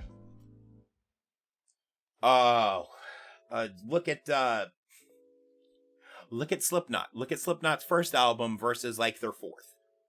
Yeah, there's totally There's a different vibe. huge amount of growth, both technically in their music, Right. but also in overall composition. There, and then you listen to groups like the Cranberries, No Doubt, Gwen Stefani, Pat Benatar. Yep. Yeah, it's like straight out. Their sound evolved, Yep. but it always felt complete. It always felt cohesive. Right. Yep. I sure. want to circle back to Hayley Williams though, because like I feel like, especially for like our generation stuff, and again, like I don't think there's a human being on the planet that at one point or another didn't have a crush on Hayley Williams. Let's be real. I never did, but I'm also like 6 or 7 years older than at least you, Chris. I don't know how old Steph is. 82. You're 82. You look She damn looks- good for 82. She got that Benjamin Button. Got that Benjamin Button backward shit going on. I see. But no, like and there's another name that nobody has mentioned yet that I'm super surprised by, but she was to me what Hayley Williams is to you, Chris. who? Amy Lee. Oh, well, yeah, I'm definitely gonna bring her up in a second. But for like Hayley Williams, like, and knowing that she, you know, definitely was a part of your influence, Steph, like how do you think someone who has that sort of talent can just transcend an entire generation and just bring forth all of these artists that just want to do the same style of music. How? Honestly, I think remaining humble and really like real and kind of transparent, while also being willing to be in a band and I don't know, explore other things like do solo work. But yeah, I just think being real and transparent can extend your fan base, your I don't know. I think that's how she's remained relevant Right. throughout the years. Well, and humble's a big part of it, and along with humble is realizing that there's a lot of luck involved in getting noticed. Right. Like there is Like, just so when much she just random fucking chance in the entertainment space in general, but specifically in music. Yeah. Um Well, and she, I know, at 13 was offered a contract to do pop music, and she turned it down to join a band, which ended up being Paramore, and she ended up becoming massive because of Paramore anyway. So Right. I feel like when you have that sort of level of talent, it's going to be brought forth at some point or another, regardless of the opportunity. well, you know? so there's another thing though that illustrates perfectly is you have to be willing to fail. Yes. And her turning down a pop contract to join a band shows a willingness to fail to do what you want to do from a creative perspective. she knew what she wanted and she wasn't going to settle Exactly. for less, which I think also matters. Like if you're not doing something you're really passionate about, what's the point, you know? Right. Oh yeah. You know, somebody's going to notice. People will notice when you care about something, you know? Yeah. 100%. You believe in something. 100%. And I think, yeah, being humble is a really important thing. Okay, so,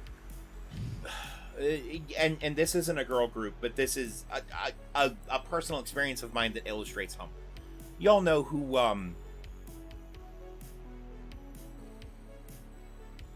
their name just ran out of my head. Killswitch Engages, right? Oh, yeah. Oh, yeah.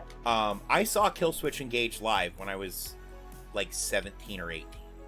I'm almost 100% positive Steph and I have seen Killswitch together. But this is Yeah, before dude. they really, like, when they were really starting to get noticed and gain ground, right? Yeah. I had Yeah. never heard of them before. They weren't the headliner for this show. I think they were one of the acts before Zayo went on. If you know who Zayo is. That's a name I've heard in a while. But I'm standing out in the parking lot, hanging out with some of my buddies, and just casually this dude starts coming up and bullshitting with us, and we're having a good time. He's like, so what do you think of the opening? Because the opening act had just finished. They were setting up for the next show, so we were looking at like the merch stuff and all that jazz. And we talked for a hot minute about music and the music culture and everything else. And then Killswitch gets on stage, and it's the fucking frontman for Killswitch Engage, who we had a 30-minute conversation about music and the music industry with. And he wasn't like, hey, I'm the, whatever. He's like, hey, I'm so, I can't fucking remember his name right now, and it makes me feel bad. But he's like, hey, I'm so-and-so, how you doing? I'm like, oh, I'm doing pretty good, how are you doing? Just fucking shooting the shit. And it's mind-blowing to me.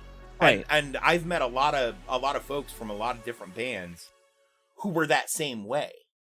And Right. they're bands that get like a weird level of recognition and have fan bases that just absolutely love them. And then I've met people from other groups, and I'll out them directly right now. The Los Lonely Boys. Are you familiar with that band? I was working in a hotel. I delivered 5 carts of luggage to 3 different rooms for these guys. I was a bellman. Seems excessive. Well, it included like a lot of their instruments, their practice kits, yada yada yada, right? Okay. And when I get done doing all this, the lead singer threw a quarter at me and said, "Have a good day, boy." Wow. Rude. Yeah, it's kind of a dick move. And I threw it back at him and said, "Keep this. I've heard your music. You're going to need it." And I left. And they were like threatening to cancel the show that they were supposed to have at our venue the next night and all this and that. By the time I hit the lobby from that room, my manager is standing at the elevator waiting for me. He's like, "What the fuck did you just do, Dave?" And I told him what happened. He said, "They're still breathing, right? Because I would have killed a motherfucker." And he went to bat. I've gotten zero trouble for that because that is not how you treat people. No. That is not okay. Yeah. And there's a huge difference. Like, I mentioned the Los Lonely Boys now, and they haven't been relevant for a long time. Most people don't even remember them, Yeah. right? But then you talk about groups like Killswitch Engage, or, you know, a lot of these other groups who aren't super active now anymore either, and aren't as relevant as they once were, but they're all remembered fondly. Yeah. And I feel like reason- that's a good illustration of the difference between, you know, being humble and recognizing that the people who listen to your music make you what you are, and Correct. thinking you're hot shit and better than everybody else. Yeah. Because that shit comes through in stage presence. That shit comes through on albums. You know what I mean? Like, they did not pass the goddamn vibe check, all right? And they failed because of it. Oh, in a band that's active right now that I could think of that has all those same characteristics is fucking Hailstorm. Lizzie Hale is constantly one of the most humble and kind, just I guess presence in like that style of rock. Her Nita Strauss, who just put out her her debut solo album.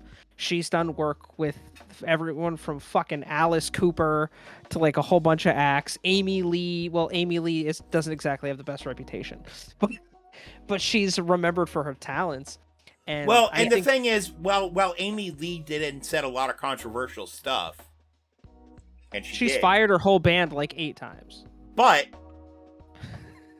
it's always been over creative differences, right? It's always been she wants to take things one direction, and they want to go a different direction, and it's her fucking band. Yeah. So no, you're fired. I will replace you with someone who wants to do what I want to do, because this is like, it might as well be, you know, the Amy Lee show, which is fine. Right. But like, she's never come across to me as like feeling like she's better than her fan base, which Right. is the distinction. Agreed. I actually met I actually met Lizzie Hale in much the same way that I met the lead singer from Killswitch. No shit. I was at an outdoor like big music event, like festival thing. And I'd never seen her before. But like, they were headlining the show. I just didn't know what she looked like. And she comes up and she's talking to me, and I was there with my second wife. Like, I could see my second wife is like shaking and freaking out a little bit while we're talking to this woman, and she walked away. I'm like, "Are you okay?" And she's like, "Do you know who that was?" And I'm like, "No." And she's like, "That's the lead singer for Hailstorm." I'm like, "Oh, no shit. She seems super fucking cool." Right. Yeah, and I feel like Lizzie Hale, Taylor Momsen, like those acts now in like that style of rock is where I feel like we're gonna see the next crop of like big time female artists kind of going to. I mean, you see it now with Demi Lovato just put out a new album that's strictly rock. And I think its technical badass. label is alt rock, but it's a lot heavier than I would expect a quote unquote alt rock album to be. Well, look at a YouTube personality like Poppy, who was known for all her crazy weird ideas. Well, you know who Poppy is, right, Steph? Yeah. So she put out 2 metal albums after like releasing a couple pop records, and the metal albums are insane. So I feel like that's the shift we're gonna see, and I feel like we're starting to see it more and more. Well, and for the last, I'm going to say for the last like 5 or 6 years, there's been a very, very distinct graying of the lines between pop and rock when it comes to music genre. Oh yeah. Because I mean, look at people like, oh my god, why am I forgetting her name? I'm absolutely forgetting her name, and it's gonna bother me. I know it. It's right on the top of my tongue. Olivia Rodrigo did that "Good for You" song. That's totally like a pop punk song. Oh, straight up. Yeah, it's like totally a pop punk song. So you're seeing people. I was just gonna say that's the thing. Like, it's because it wasn't a band that was playing it. Like it was a programmed track, but structure wise and like chord wise, if we're gonna get into theory, whatever. But it was like a pop punk structure. Oh yeah, right. Well, For and sure. it's like one of my kind of leaning into that. One of the biggest comparatives I do all the time is between new metal and some classic metal and classical music. Right. Because they have very similar, like when you write the shit down on sheet and you look at the structure of these tracks, there are a lot of similarities between some metal genres and like classical music in their complexity. Right. Yep. Especially when you look at shit like anything Maynard Keenan does.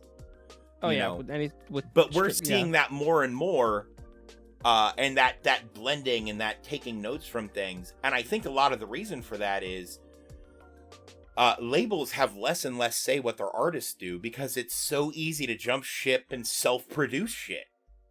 Yeah. And Yeah. So it's not like when Linkin Park was getting started and you had to do shit to please the label. Chris and I were talking about it the other day. Reanimated was 100% released because the label wanted them to put out an album. Yeah. But I'm excited to see it. It's spearheading in pop music that's not really pop music anymore, and leading that charge seems to be a lot of these female pop stars who are sick of being treated like sugar pop princesses and shit. Yeah.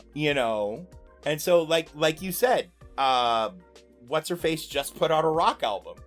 Because that's what Demi she Lovato. wanted to do. Demi Lovato, Yeah. thank you. The only name that was coming to my head was Adele, and I knew that was wrong. Wouldn't put it past Adele. I wouldn't either. I'd Which, love to hear her. I'd love to hear her on a track with Metallica. Speaking of, Steph, we have a fun Yeah. little activity plan. You want to stick around for that? Let's do it. Yeah, I got some time. I got about 15 minutes. If that's cool. Oh yeah. Really quick, list off some releases that just happened this past week. Weezer just dropped a new album called Seasons Summer. The Warning, which is a badass all-girl band from Mexico, they released their third album called Error. Keizo just dropped a new one called New Breed. Coheed and Cambria dropped a new album. Wait, what? It's called Vaxxus 2, A Window of the Waking Mind. Coheed hasn't released an album in like 12 or 13 years. I didn't know they were still together. Kind of a big deal. Yeah, that's Porcupine awesome. Tree just dropped a new album. It's called Closure Continuation. And for my country fans, Luke Combs put out an album called Growing Up. So we have a fun little activity. It's a pop. I have a list of 12 pop stars that I want to see where you guys think they'd fit in with rock bands. Okay. Okay. So we're going to start off with Ed Sheeran. I already know mine. So I'm going to make a blanket statement, and then I'm going to let Steph go, and then I'm going to pick something more specific. Ed Sheeran can play with whoever the fuck he wants, and it'll sound just fucking incredible. I mean, that man is so stupid talented. Chris and I were talking about Ed Sheeran a couple of days ago, and I made the offhand joke that he sold his soul to someone. Because... his aptitude, his technical aptitude in music, combined with his raw passion, which are things you don't typically get out of the same artist. You either get technical aptitude or you get passion, and this man has both, and they're balanced in such a way that it's just insane. So Ed Sheeran can play with whoever the fuck he wants. I'll listen to him. Yeah, for real. To say, yeah. What do you think, Steph? Where would you put Ed? So I'd put Ed Sheeran in this British rock group called Lower Than Atlantis. Okay. I could see that. Yeah. Guys, he already did a song, or he did a feature track of his own song with fucking Bring Me the Horizon, and the only thing I could think of is I want more of Ed Sheeran and Ollie Sykes. And it's fucking fire. The track is the video's weird. But it makes sense. It makes sense. The track is fire. What I want to see, with the unfortunate passing of Chester, not only does Linkin Park not have a vocalist, but neither does Stone Temple Pilots. Yeah. And I think Ed Sheeran would be a good replacement for a lead vocalist for Stone Temple Pilots. What about Lady Gaga? Oh. Ooh. Because she's another one that could fit kind of anywhere. Yeah. See, Lady Gaga's harder, though, because, like, there are a lot of bands she would sound good in that I don't think she would vibe well with. Right. And you got to get that vibe right, too. Otherwise, it just isn't going to work. Why do you think people love Velvet Revolver even though they hated Guns N' Roses? Yeah. When it's the same fucking band with a different frontman. Basically. I say Metallica. She did a performance with them at the Grammys. Her voice and James Hetfield's voice, it's perfect together. It works really well. I say Metallica. I think Metallica would be a good one. I think System of a Down could also be another good one. Mm-hmm. Just because Serge is so talented, I feel like he could work with just about anybody and it sound right. And Lady Gaga's that same way. And I think they both have vocal qualities that would play off of each other. Oh, yeah. And I love Serge. I love his voice. I love his insanity. I love the fact that they wrote lyrics to the Legend of Zelda theme and performed it. That's amazing. Link, he come to town, come to save the Princess Zelda. It's so good.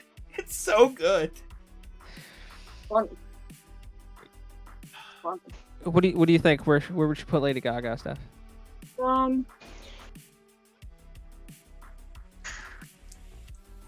I'd like to see her sing some Chevelle, maybe. That would be sick. That would be dope. Chevelle. Actually, Chris and I were just talking about Chevelle yesterday.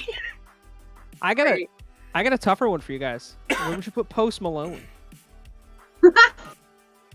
Because Post Malone has done shit with rock bands. He literally recorded 2 songs with Ozzy. Did her fire. Yes. And after listening to these tracks, Ozzy let Post write his own lines. Yeah. Because there are lyrics in those tracks that Post Malone sings that there's no way in hell Ozzy wrote them. I could see Post Malone with Of Mice and Men. Oh, shit. Right? You know what? Knowing that Coheed and Cambria are being relevant again, I'd love to see Post Malone perform with Coheed. That would be fun. I think that'd be a fun show. Shoot. I second with you, Chris. That would be killer. With Of Mice and Men? That would be super fucking fire. Here's now another... I can't think of anything besides that. How awesome that shit would be. Here's one that I talked to Dave about last night, and it's kind of a throw off one, but Dua Lipa. I'd put her with A Day to Remember. Who? I'm sorry, say it again. Dua Lipa. Oh, I would put her with The Day to Remember because her voice is kind of a lower tone than Jeremy's is. I feel like the blend would be so good. See, I'd put her with Bad Religion. Like, if I could pick any group, I'd throw her in with Bad Religion. MXPX. Yeah! That's a good one. All right. Magnified Plaid for the win! I love how everybody knows them as MXPX, and that's not even their fucking name. Isn't that great? It's so good. Charlie Puth. I could see him with Chevelle. Well, okay, if I can see him with Chevelle, maybe he could fit with Breaking Benjamin. I'll That see would be cool, Chevelle and too. Breaking Benjamin and go with Hoobastank. So we're throwing Puth in a alt rock group from that era, like late Hoobastank? 90s, early 2000s alt rock. I think is the vibe there. Yeah, for sure. Now, what are our thoughts about Adele? Dude, she could sing with anybody. Another- Yeah, I feel the literally same way another about one. Adele as I do about Ed Sheeran. Yeah. Do what you want. What You're did I amazing. tell you? What did I say last night? Was it? Holy shit! Why am I forgetting who I said? Oh, Five Finger Death Punch. Oh my god. Which is a good choice. Because her voice is so powerful and strong, so is Ivan's. Tell me that Okay. shit wouldn't work. I think I like my choice better because we're able to pick any rock band from whenever, right? Yeah, Led Zeppelin. she would vibe with Zeppelin. Yeah. That's a good one. How about Justin Bieber? Also, Justin Bieber, self-proclaimed massive metal fan. Self-proclaimed. Okay, Yeah. okay. Ha. Pierce the Veil. Honestly, that would be pretty good. That or Black Veil Brides. Oh, I don't know if his voice is, well, I feel like it would be that cool. Another one with a cool contrast. yeah. So I'm just so used to the deep voice. True. I'm Pierce also, the Veil would make sense. I'm also going for contrast. Disturbed. That would be fucking wild. That'd be funny. It'd be fun though, and I think it would sound good. What? So what Yeah. about Demi Lovato? I think Motionless in White.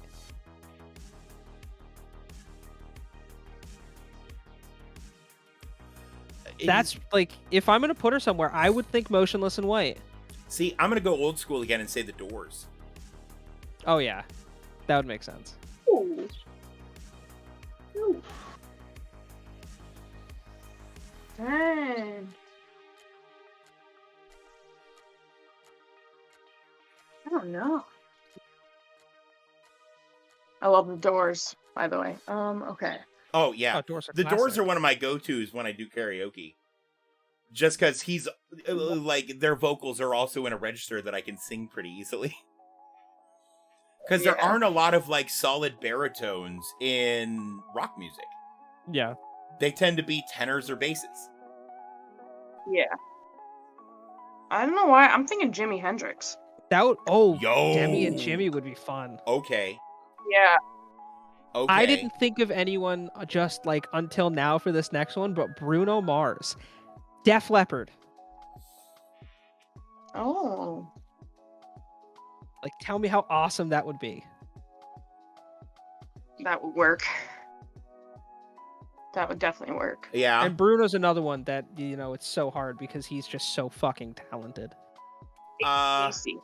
Oh, that would be fun too. Hit with AC/DC. Okay, so I'm gonna go super weird. My Chemical Romance. Oh shit. Him and Gerard going back and forth.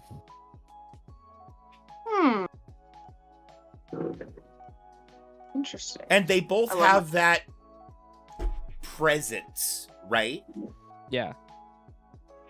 That's for sure. Like, and not just on, but like in their voice, like they fill a whole ass room. So, I actually just thought of one for our next one, but Pink, Audio Slave. Ooh. Okay, I like where your head is at. I'm gonna take it like a half step further. Alice in Chains. Okay. Alice in Chains. Specifically, like facelift era Alice in Chains. You know, where you get tracks like Rooster. Yeah. Yeah.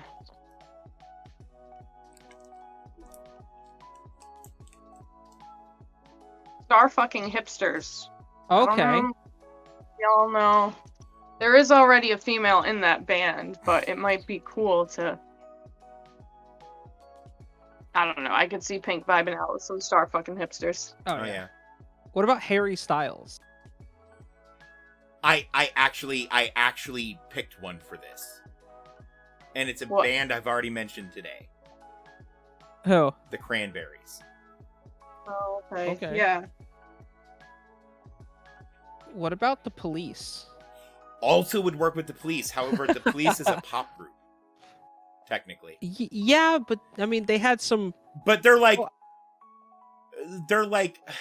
the Police are like pop but barely pop, because there's also like huge like synthwave vaporwave vibes with the Police. Yeah. They're And the like 80s the style. beginnings of like the alt rock movement with the Police. Yeah.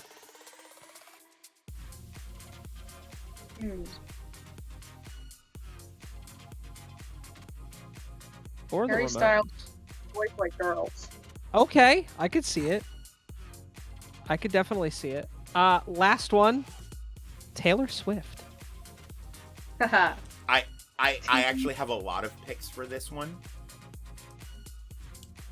Go for it. Because her vocals are very neutral. Yeah. She can kind of sing anything.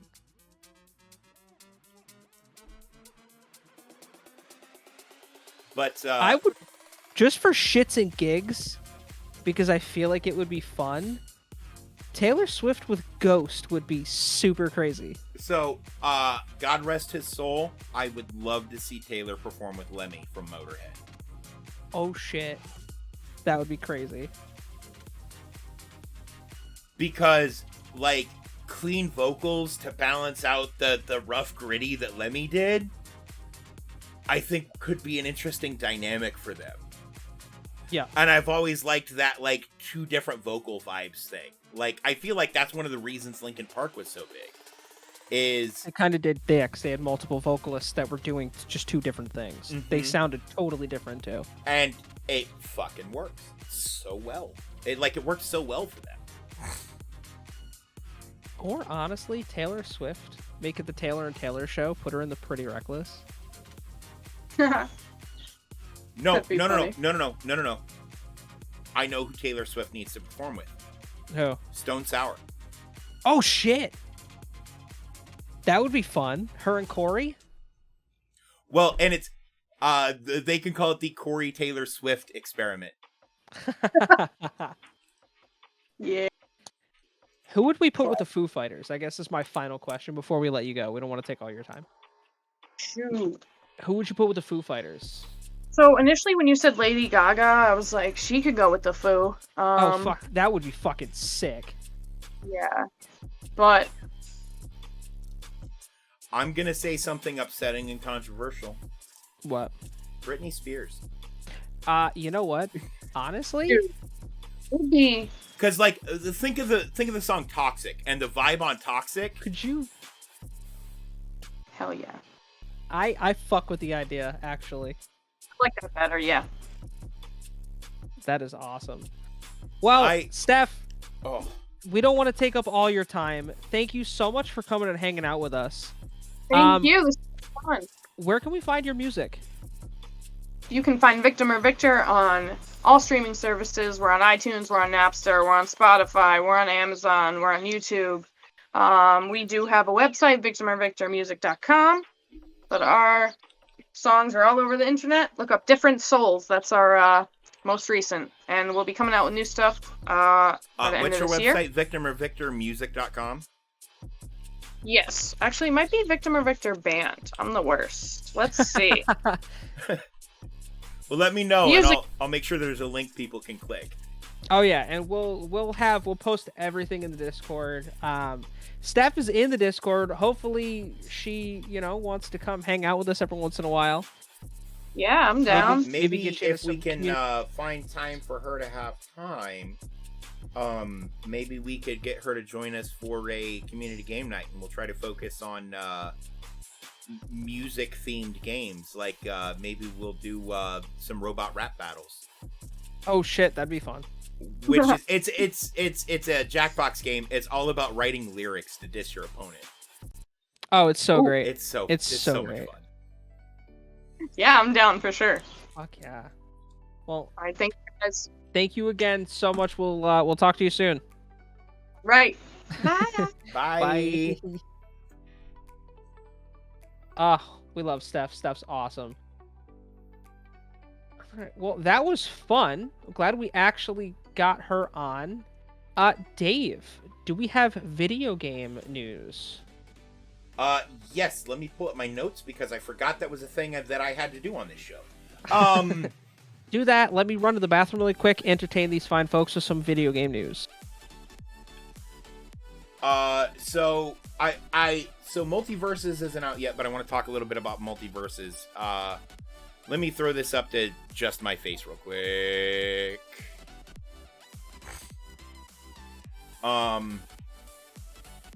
That's not the right. So Multiverses looks like it's truly setting itself up to be an honest competitor to Super Smash Bros. As long as it is as solid mechanically, as we hope, or at least as some of us hope it will be, it should be just fine. All that being said, today's the 29th, right? Right. So a game called Last Days of... That was last week. Deliver Us the Moon! Released on PS5, the Xbox Series X and S. This week, Deliver Us the Moon is super dope. If you haven't played it and you get the opportunity to try it out, it's a little slow to start.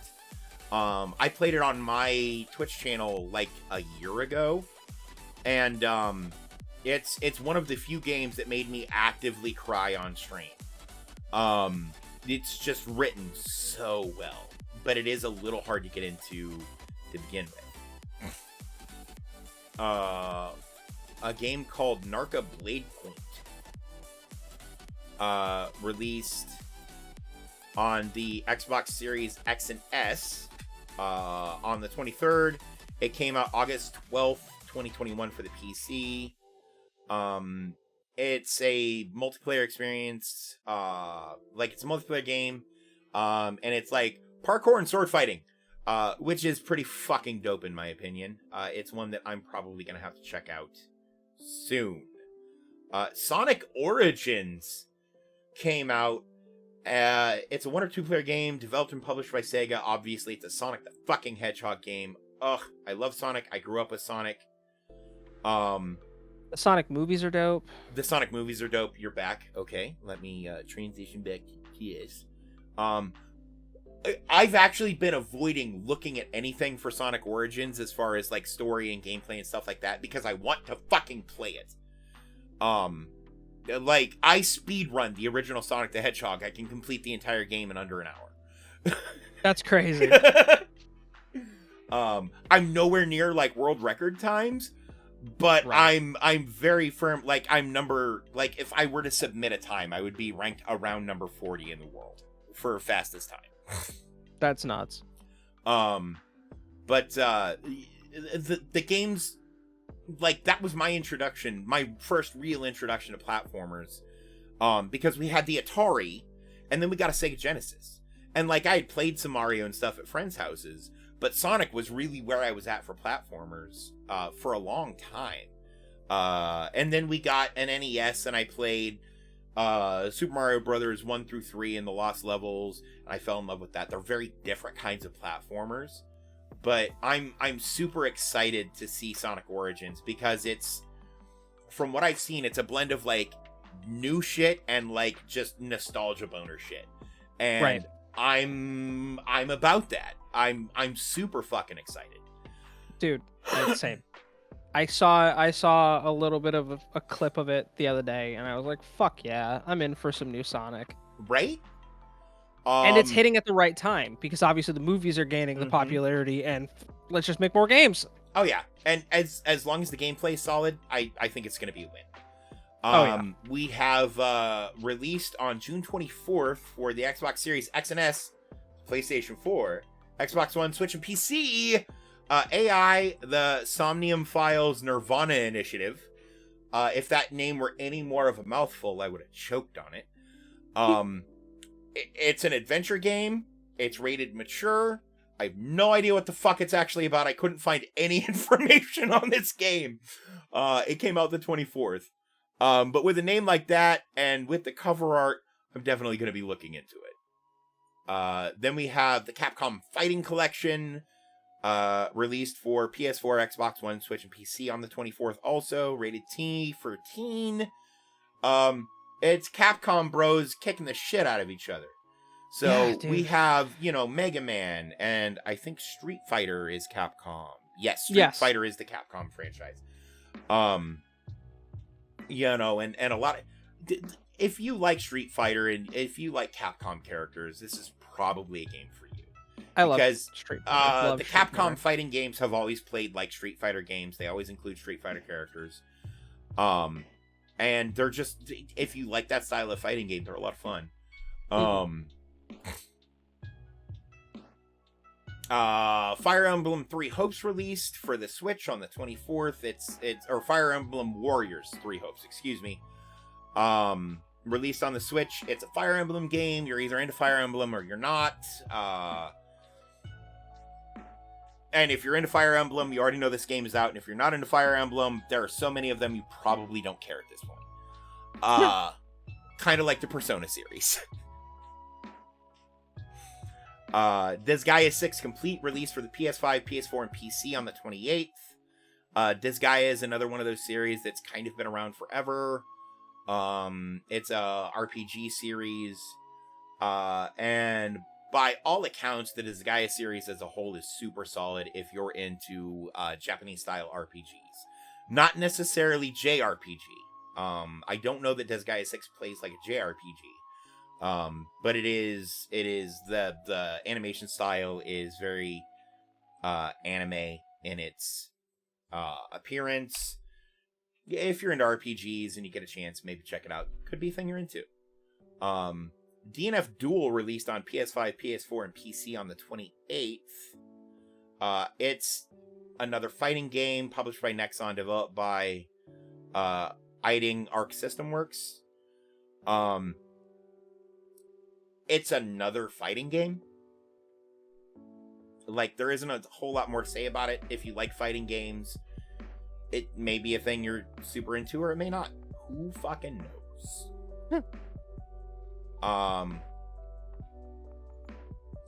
Escape Academy, released on PS5, Xbox Series X and S, PlayStation 4, Xbox One, and PC on the 28th, so yesterday. It's a 1 or 2 player game developed by Coin Crew, published by I Am 8-Bit, presents Skybound Games. It's puzzle escape room genre, basically. It looks legit, to say the least. Also releasing yesterday, Phobia, Saint Dinfna. Dinfna. Dinfna. Dinfna, yeah. That's Dinfna. It's super hard to say. It's an action, like, survival horror time travel thing. It looks like it could be cool. This is another one that if given the opportunity, I would probably check out. Rated M for mature.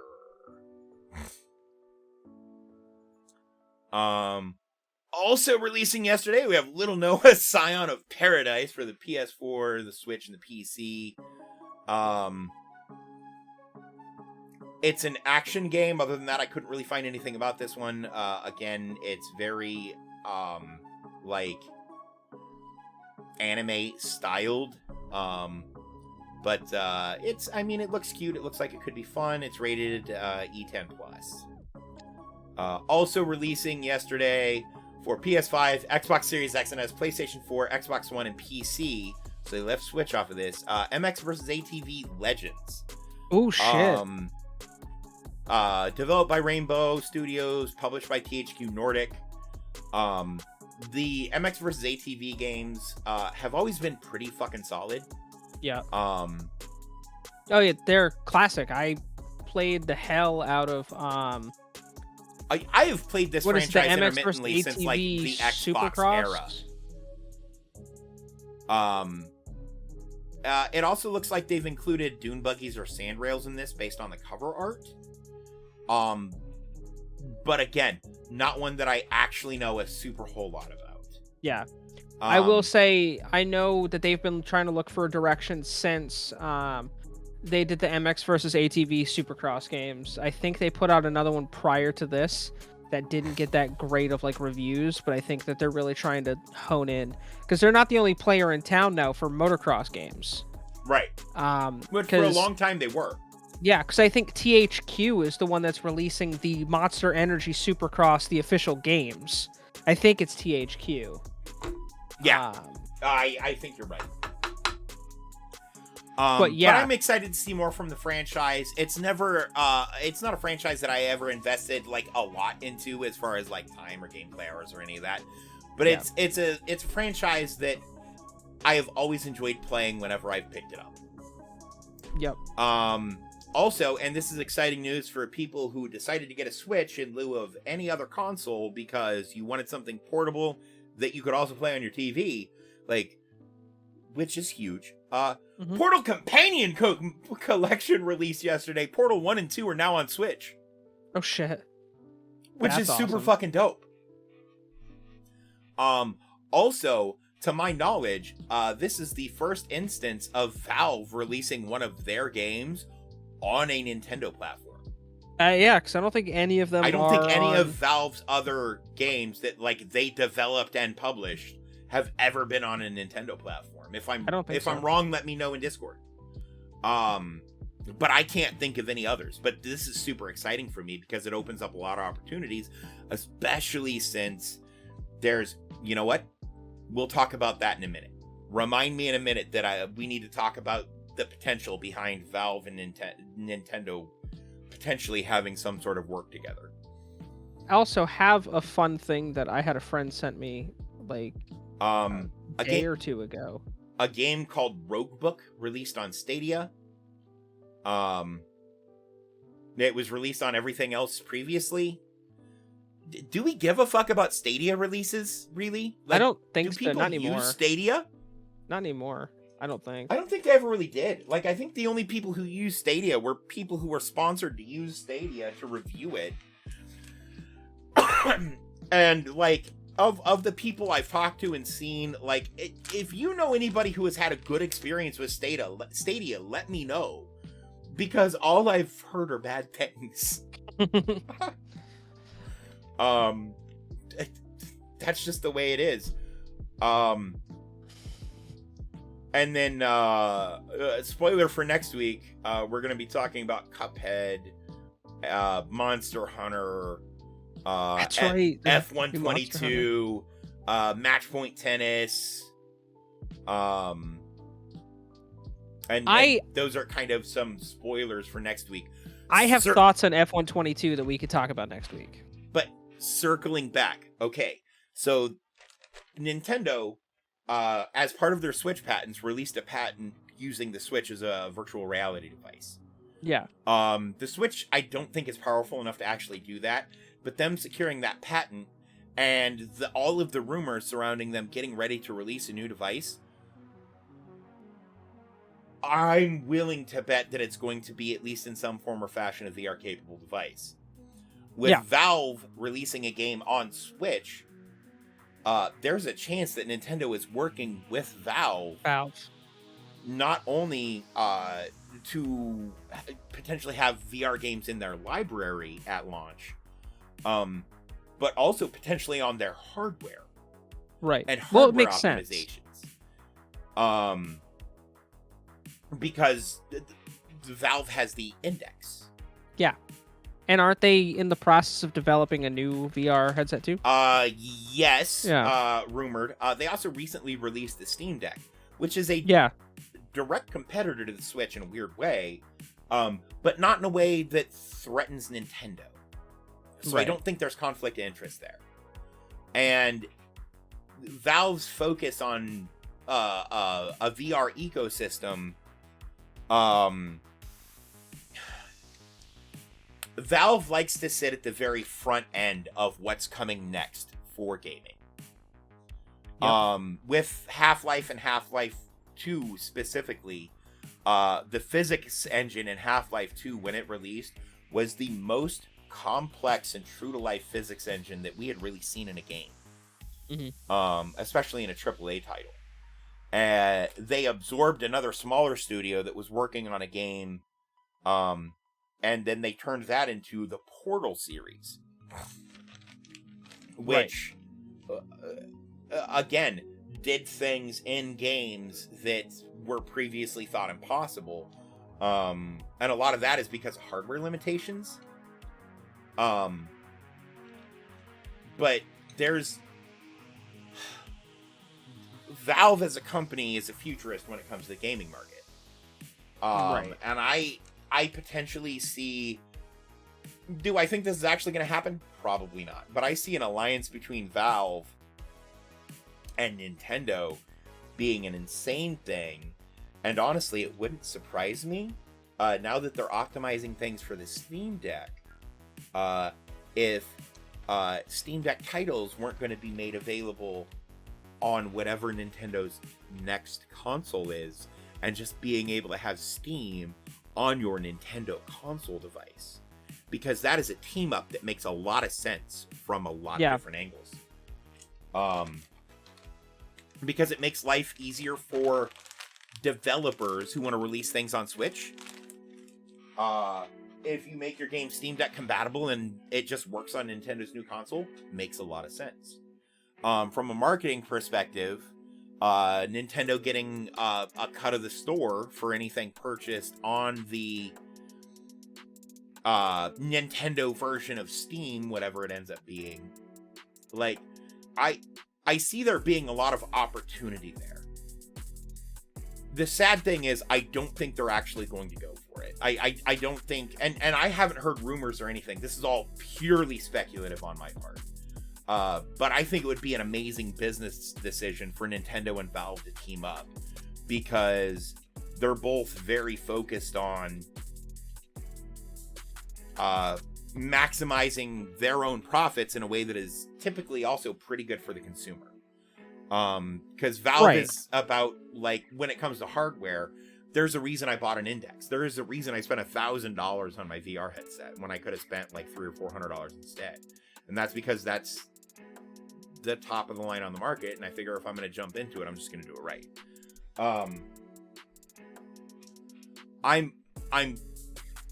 I'm hopeful, but again, this is all 100% speculation from my end. Do I think any of this is actually going to happen? Fuck no. Yeah, I doubt they're actually even talking about it. But it would be a lot cooler if they were. You know? Well, and they're two, like, media giants when it comes to not only the video game realm, but, like, you know, all the tech and stuff that they're including. And, like, I think they're both at the forefront of what they're doing. I mean, fucking look at Nintendo. When they put out the Wii, it was one of the most, like, revolutionary things to come out. And then everyone followed suit after in some way. And Valve is... what do we need to say about Valve that hasn't already been said? Yeah. You know? So well, a not team to up with mention, them, between not only... Nintendo and Valve, they probably have like 90% of the virtual purchase market share for games. Oh, 100%, yeah. A team up, I don't think, not only does it make sense, I think a team up would be beneficial for not only and not them, a merging but of the two companies, but no, if they were to work on shit together, just to work together with on things. Do you understand, like, the like what could come of that? How fast things would just, you know, speed up with we'd get real evolution. cross-platform gaming instantly. Yeah, immediately. Which is something the Switch has kind of struggled with. Mm-hmm. We'd also get same day releases. And, well, like, for instance, Portal 1 and 2 just released on the Switch, right? Right. As the Portal Companion Collection. Well, if they just had a version of Steam, they wouldn't need to re-release it. It'd just be available. Right. Especially for things that are Steam Deck optimized. Because they're not the same by any stretch of the imagination, but they're similar enough that it's not too much of a leap. Right. The big concern, I think, for Nintendo is protecting their IP in a venture like that, though. Right. Yeah, because I mean, they're really gonna have to look out for themselves just in case. And again, I don't see anything if that happens that they, work together with stuff. I don't see anything going south with that. But Oh no. Well, okay. So I'm going to tell you right now, the only reason Nintendo is still able to sell consoles is because they have enough exclusive software that you can't get anywhere else. right. I've talked about this multiple times, but guaranteed Microsoft is trying to get out of the console game entirely. Right. Well, there's a whole thing that they're even trying to get in with just game streaming. Mm-hmm. You know who else? Game streaming through the Xbox platform works well. Super fucking solid. I've used it. That's how same. I did my Halo Reach and Halo 5 playthroughs. Yeah, same. I've used that platform so much. I've been beta testing it for like the mobile device since they started doing it. So I've seen where it's come from to what it is now, and it's so much nicer. But yeah, there's a lot of potential in that type of team up. And if the requirement is Valve saying, "Hey, look, we're willing to help you with hardware. We're willing to help you out with like a storefront that adds a huge library of games to your collection and all that shit." Yeah. We have one request. Give us new Zelda releases. And, other big ticket single player experiences. Let us put those on Steam. I think that could be a win across the board. Oh, yeah. Because, people who buy Nintendo consoles just to play Zelda will stop buying Nintendo consoles. However, the amount of money that Nintendo makes off of those people isn't a whole lot to begin with. Yeah. So giving them access to Zelda on another platform could be super dope. Yeah, they would probably make more money. I mean, honestly, if they released Breath of the Wild on Steam tomorrow, it would break Steam. It would break probably the internet. Like, they would probably make more in a week in Breath of the Wild sales than they've made to date in Breath of the Wild sales. Breath of the Wild's been out for 5 fucking years. Yeah, they would go nuts. You know who else just announced some like big gear news? Sony. They're releasing a whole line of monitors and headsets that are aimed more towards PC gaming, but they're all compatible with the PS5. It's called InZone. The monitors are expensive as shit, but it's 4K resolution with HDR, 140 gigahertz refresh rate. I believe they have another one. They have another cheaper one called the M3. It's 1080p, that's 240 140 hertz. hertz refresh rate. Yeah, Guaranteed.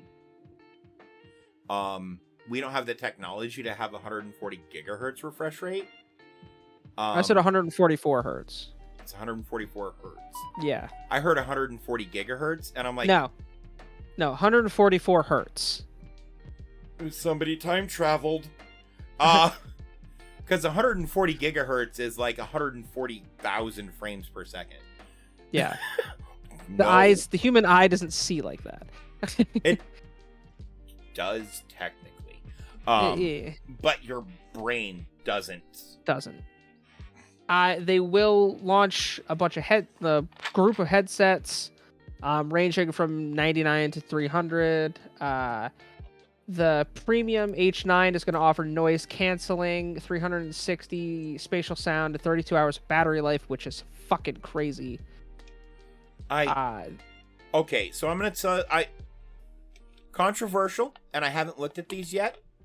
I'm going to tell you right now, if you buy a Sony headset, it's because you're a Sony fanboy. Probably. Because there are... hang on. Let me grab these real quick. These were $120. They're noise canceling. The microphone's solid for a headset microphone. No headset microphone is good. If you think your headset microphone is good, listen to it on better headphones. Right. That was $120. It has virtual 7.2 surround. So 7 bass channel with 2 high channel. So you get like vertical augment in your sound. Yeah.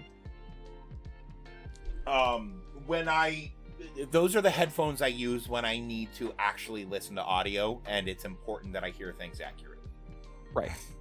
And Well, that's like me. And I've owned Korg and Bose and Yamaha studio headphones, and those are just as good. They're Right. also completely wireless. They have, I think they have like a 22 or a 26 hour battery life. Longer if you're not using the microphone. Gamer, I have a Razer headset that I love, but I'm wearing Beats right now, and that I use for everything now. Like, these are absolutely the monster version of Beats Studio, so I paid $300 for these things. But I use these, and these work just as good as any gaming headset I've ever used. I see, and I've used that exact same headset. The second generation of the Beats Studio was without question the best, and it was before Monster sold to Apple, and the Apple versions suck now. See, I fucked around with the first gen, right? The first gen was solid, but the second one I think just wasn't good better. at all. No, but this comes from based on the specs I saw, I don't think the second gen was. I think it was better. I don't think it was a whole lot better. But this is coming from the perspective of a person who, like, I have actively used like $1,000 headphones. Oh, same. Like, I've used Sennheisers and all of those. And I mean, like, I love these. Don't get me wrong. I love these a lot. But if I'm gonna do something, like, I go with these. These are the absolute, like, number one. See, for me. and I'm gonna like, if you're looking for a wireless headphone, okay, I'm gonna tell you right now, go with Logitech G. I just bought my daughter. I forget what the model was. But they have multiple microphones, and there's no arm on them. It is the best sounding headset mic I have ever fucking heard. It's still not as good as a traditional mic, a traditional quality mic, but I would put it on par with like a Yeti. Yeah, which is insane. Yeti makes good products. Not really. Well, I mean, for like the lower end, they're not awful. No, they're not awful. The snowballs really aren't bad. They're not like this is cheaper than a Yeti, and it sounds better than a Yeti. This has been my daily driver for a long time. I think this is cheaper than a Yeti. I recently picked this up. This is an AT2020. As soon as I get my USB audio interface to work properly, I'll be going back to using this guy. Just casually pulls another, like, all of the mics. I also have a shotgun mic that I use from time to time. Right. No, Gamer, exactly right. Yeti makes really good entry-level stuff. Yeah. Like, if you're just starting out and you're not quite sure, Yeti. Yeah, if you don't know if you know nothing, Yeti's a good jumping off point. But there are things that are cheaper than Yeti with better audio quality. But you kind of have to already have been in the realm and in the know to kind of, like, start learning about these things. Like, Newer makes solid microphones. That's what this is. It's Newer NW7000, which I would put this as my go-to recommended starting point for a microphone. They float between $30 and $40. And it is a studio microphone. It is a USB studio condenser microphone. There are companies who actively use these for vocal production. Right. Well, they use the XLR version, the NW700. but it's the exact same microphone with a different communication path. Yeah. I and I'm gonna say right now, when it comes to audio equipment, stay away from Corsair. Mm-hmm. I've had really bad experiences with Corsair. You know, and like, okay, Corsair's keyboard's probably pretty fucking solid. But most of the parts that go into their keyboard, last I knew, were made by Logitech. Yeah. And if you're not aware, like, my last mic and or not my last mic, my last keyboard and mouse or Logitech. My camera is the highest, I believe it's the highest end Logitech that they're making right now. Probably not. Did they put a new one out recently? Like almost a year ago now, but yeah. Did they? But again, like, it's a solid ass camera. Oh yeah, well, and you can get My the camera's C9. really good. You can get the C922X for like $75 now. Yeah, and it's a fucking great camera. Super solid. It's still the go-to. Now there's a new one. It's the, I can't remember what they call it. I think it's like $250.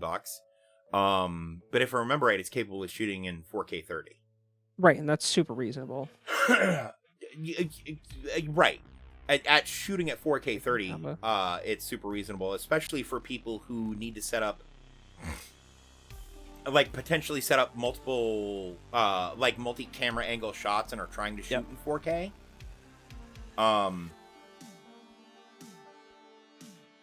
See, and I don't dislike Razer. And Razer works really well for a lot of people. I've had zero luck. Every Razer product I have ever bought has broken within a week. That's crazy. Yeah, I've had my Razer headset for a couple years now. They have a little audio deck that I've been using since I got my computer. I had a Razer mouse that I replaced 3 fucking times. Jesus. I also, and I wish I still had it. I did buy an original Sidewinder before the company went under, and then was re-brought back to light by a different company. Yeah. But yeah, there's a lot of stuff, you know, when it comes to hardware, and everybody has opinions, and especially when it comes to audio opinion, a lot of it, or audio equipment, a lot of it is very much opinion based, right? Right. So your mileage may vary. That being said, in my opinion, if you're looking for an ecosystem, right, and want to use one brand and use that ecosystem, for like keyboard, mouse, headphones, maybe even a microphone, because they make decent microphones, Logitech, in my opinion, is the way to go. Because like their keyboards and mice are second to none. They make good racing wheels too. My keyboard and mouse are both wireless, and based in not only my own personal experience, but also in like empirical testing that is pure data and no opinion, the latency on their wireless equipment, provided you have it set up properly, is the same as, or in some cases less than, than wired equipment, like, as a general rule. Yeah. Like, you put a quality wired mechanical keyboard up against which one is this? My G613 is the keyboard I'm using. And they have essentially the same latency, the same response times, the same across the board. Yeah. Which is fucking insane for wireless. And their wireless headphones use the exact same type of connection. Fair. I play platformers sometimes. You got to be worried about latency. Input lag will fuck you with platformers? Yes. Oh, I have to do a frame perfect jump. How the fuck am I gonna do a frame perfect jump? I want to circle back to F122 before we run sports. This way, it actually No, because it makes hasn't released sense. yet. We can't Well, talk I about just- it till next week. The game's not out, but I have some thoughts. Do you keep them in your closet? No. This is the first game being released. Check out the Be Gone Since- Thoughts t-shirt in the merch store, by the way. It's a lot of Boom, fun. Plug. But this is the first F1 game being released since Codemasters was bought by EA. EA is very famous for not only like their actual like EA games development area, but like EA Sports in general, for either creating spectacular experience or a fucking meme. I say this as someone who grew up playing all the NASCAR games and even the fucking Need for Speed games. But all the original NASCAR games up to 2009 were all released by EA. Now, personally, I feel like those are the best NASCAR games, but it got to a point when they got to their peak, the games were just a fucking chaotic mess. And now looking at FIFA, well, not really FIFA. FIFA's actually taken care of. But Madden, NHL, like, there are so many issues, not only with online servers, but, like, bugs in the game, glitches. They're constantly releasing patches, which is great. But I feel like a personal philosophy, and correct me if I'm wrong, Dave, you shouldn't have to constantly post patches to fix your game.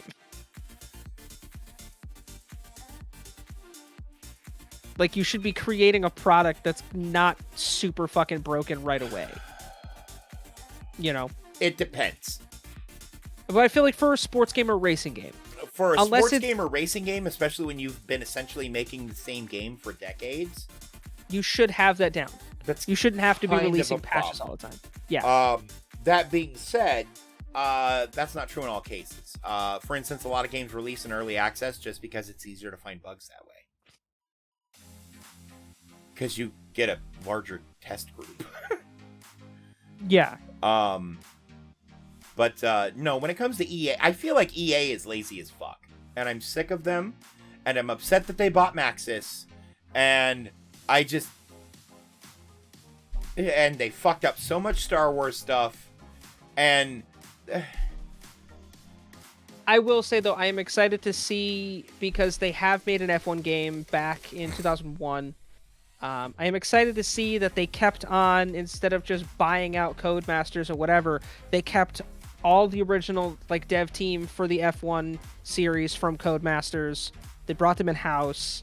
It's still technically a co-branded game, but it's EA. They're just, all the Codemasters people are there, so I like that they kept the core group of people. it's like Microsoft's you know. purchase of Mojang or Bethesda. Well, yeah, they Mojang kept is still everyone. working on Microsoft. Bethesda is still working on all the Bethesda stuff. They're just, they have a parent company that is Microsoft now. Well, the problem is with this is Codemasters is just no more. Which Codemasters is releasing that, and Codemasters is famous for the Dirt series, which is phenomenal. Yeah. So, but that being said, keeping the same dev team and having that dev team work on it is essentially the same idea of practice. And like, I've seen gameplay. The game, it looks better than last year. It looks crisp. It looks nice. It looks clean. It looks like EA sprinkled their touches on it. I'm excited to see what comes of it. You mean microtransactions? Probably, yeah. EA sprinkled their touches on it. And by that, he means microtransactions. Microtransactions. So with that being said, Dave, Microtransactions are microtransactions are the virtual version of show me on the doll where the bad man touched you. Yeah, that's 100% true. It's so true. Somebody fucking clip that. We're putting that on TikTok. That is 100% going on TikTok. Yeah, pay to play. Well, and pay to win. And I'm okay with microtransactions for shit like cosmetics and stuff like that, because that makes sense. But when people take games and make them pay to win and put mechanics behind paywalls, or let you fast track your experience by investing real world money into the game, it's no longer a fucking game. It's a lottery. Mm-hmm. Yeah. And that upsets me. So the federal government is actually looking into loot boxes as microtransactions, and the potential regulating of them as a lottery because, what the fuck is his name? Asmongold wrote a letter to Ted Cruz about it. That's funny. And it came up in something Ted Cruz talked about. Because Ted Cruz is one of Asmongold's representatives because of where he lives, yada, yada, yada. Yeah. Not because Asmongold has an affiliation with the Zodiac Killer.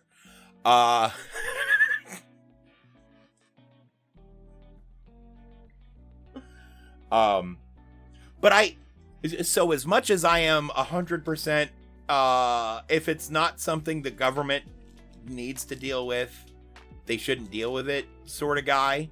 Like, I think this is an interesting avenue to open up the conversation, right? Yeah. Because I'm 100% okay with loot boxes, microtransactions, all that shit. When it's, cosmetic or, in a game like, Magic the Gathering Arena, right? Right. You don't have to spend real money to get cards. You can spend real money to get cards. But that's based on a real world card game where you have to... You just left Ninja. Yep, fixing it now. Okay. Where you have to purchase cards to play the game or have friends that give them to you or whatever.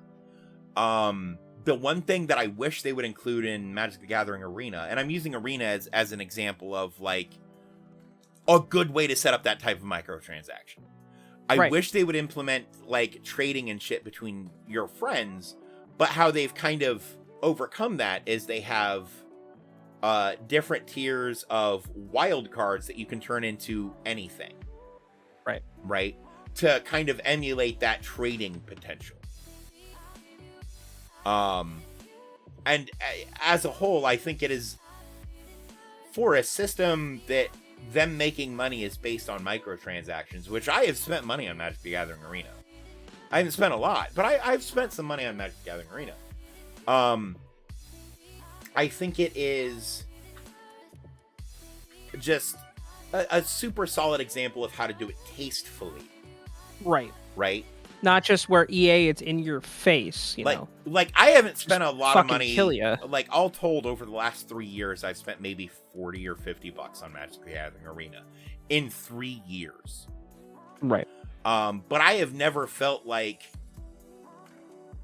and honestly, a lot of that was before I did get the pass thing, because getting the pass, it can unlock more card packs and stuff for you.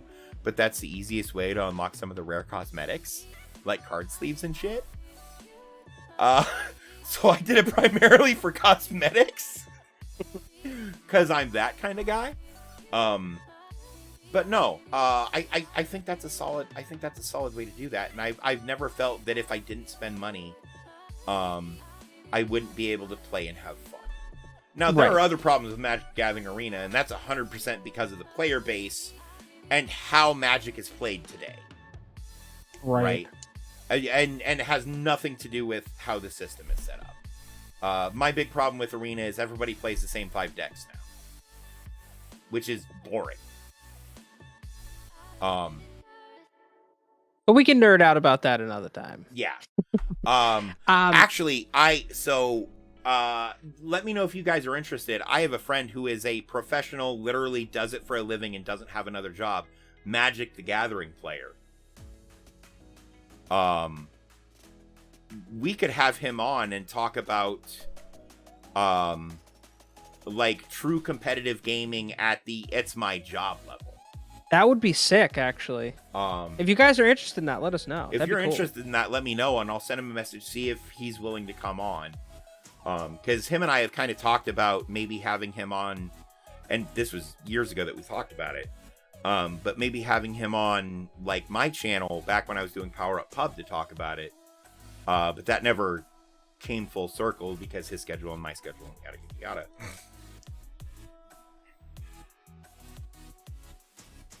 All right. Well, I feel like now is the perfect time as we're winding down to run sadly the part of the show that I love but has gotten pushed to the end. The sports section. Dave, would you care to run that video? Yes. Let me get it playing, sir.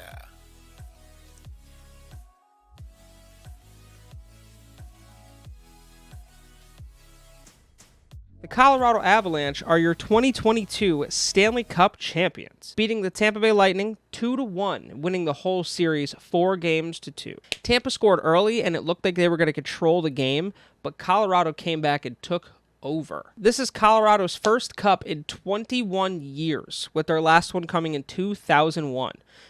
What a year it's been for owner Stan Kroenke, though. Winning the Super Bowl with the Rams, with the NLL championship with the Colorado Mammoth, and now the Cup with the Avalanche. Quite an impressive year so far, if you ask me. The Premier Lacrosse League made a stop in Baltimore, Maryland for Week 4 matchups, and there was no shortage of close games. Friday's game started with a very close victory for Whipsnakes to stay undefeated as they just barely beat Redwoods 12-11. Matt Rambo went off with 4 goals for Whips. The second game on Friday wasn't as exciting, as Water Dogs blew out Chaos 18-9. The defending champs now move to 0-4 on the season, which is how they started off last year, and it worked out for them. Saturday had the best game of the weekend by far, as Chrome beat Cannons 12-11 in what was a spectacular comeback win in overtime. Chrome scored 5 goals in the last 6 minutes of the fourth quarter to erase an 11-6 deficit, only for Mike Messenger to score the game winner in overtime, keeping the Chrome at 4-0 for the first time in franchise history. Best start that they've ever had. The weekend ended with a heartbreaker as Archers fall to Atlas 10-9. Jeff T yet again showed out with 3 goals for Atlas, and Atlas face-off, man.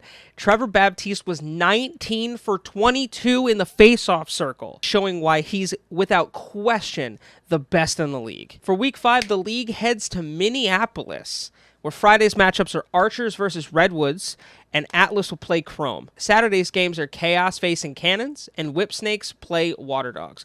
All games streaming on ESPN Plus this weekend. The NASCAR Cup Series stopped at Nashville Super Speedway for the Ally 400. Chase Elliott nabbed his second win of the season in what was a weird race that was delayed multiple times for lightning and rain. The story of the race was the dominance of the Toyotas, with Joe Gibbs' racing teammates Denny Hamlin, Kyle Busch, and Martin Truex Jr. leading a combined 250 of the 300 laps. Kurt Busch finished second in what was a very fast 45 machine. Ryan Blaney finished third. Fourth was last year's winner Kyle Larson.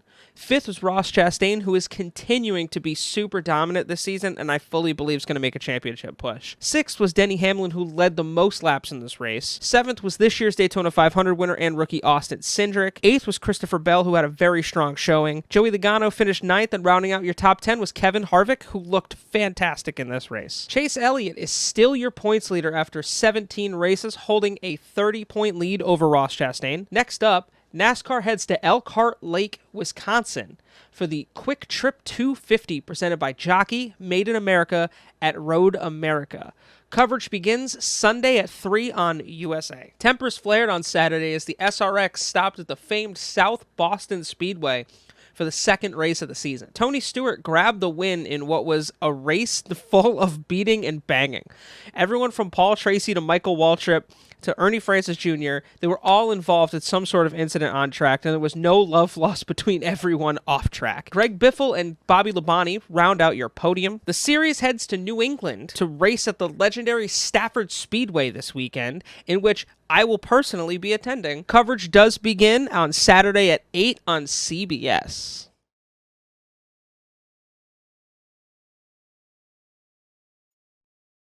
All right. And we're back. I clicked the We wrong button.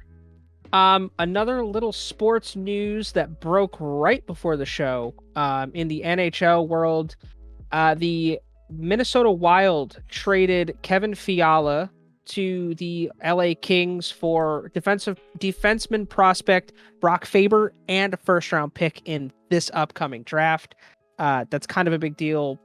They needed to clear some cap space. And it's awful because Fiala's a great young player. But I mean, it kind of is what it is in that situation. It was either him or I think Dumbo was going to be the other one that was going to get traded. But yeah, that just happened. And like I said in the video, I will be at the SRX race this weekend at Stafford. I'm going to be doing a little bit of vlogging. We will post that on the YouTube channel. So if you guys have any interest in seeing that, I'll also be posting pictures and stuff in the Discord. It's going to be fun. Super excited. I went last year, and it was actually the first ever event for the series. Like, it was the inaugural event, first time it ever happened. So it's cool that they're coming back. But it's going to be a great time. Hopefully I can get some content for you guys if you're interested. Like I said, I will be posting it on the YouTube channel, which we now have a command for, so you guys can get to it. But yeah, I think that about wraps it up for the day. Dave, what did you think of the show today? Anything new you learned?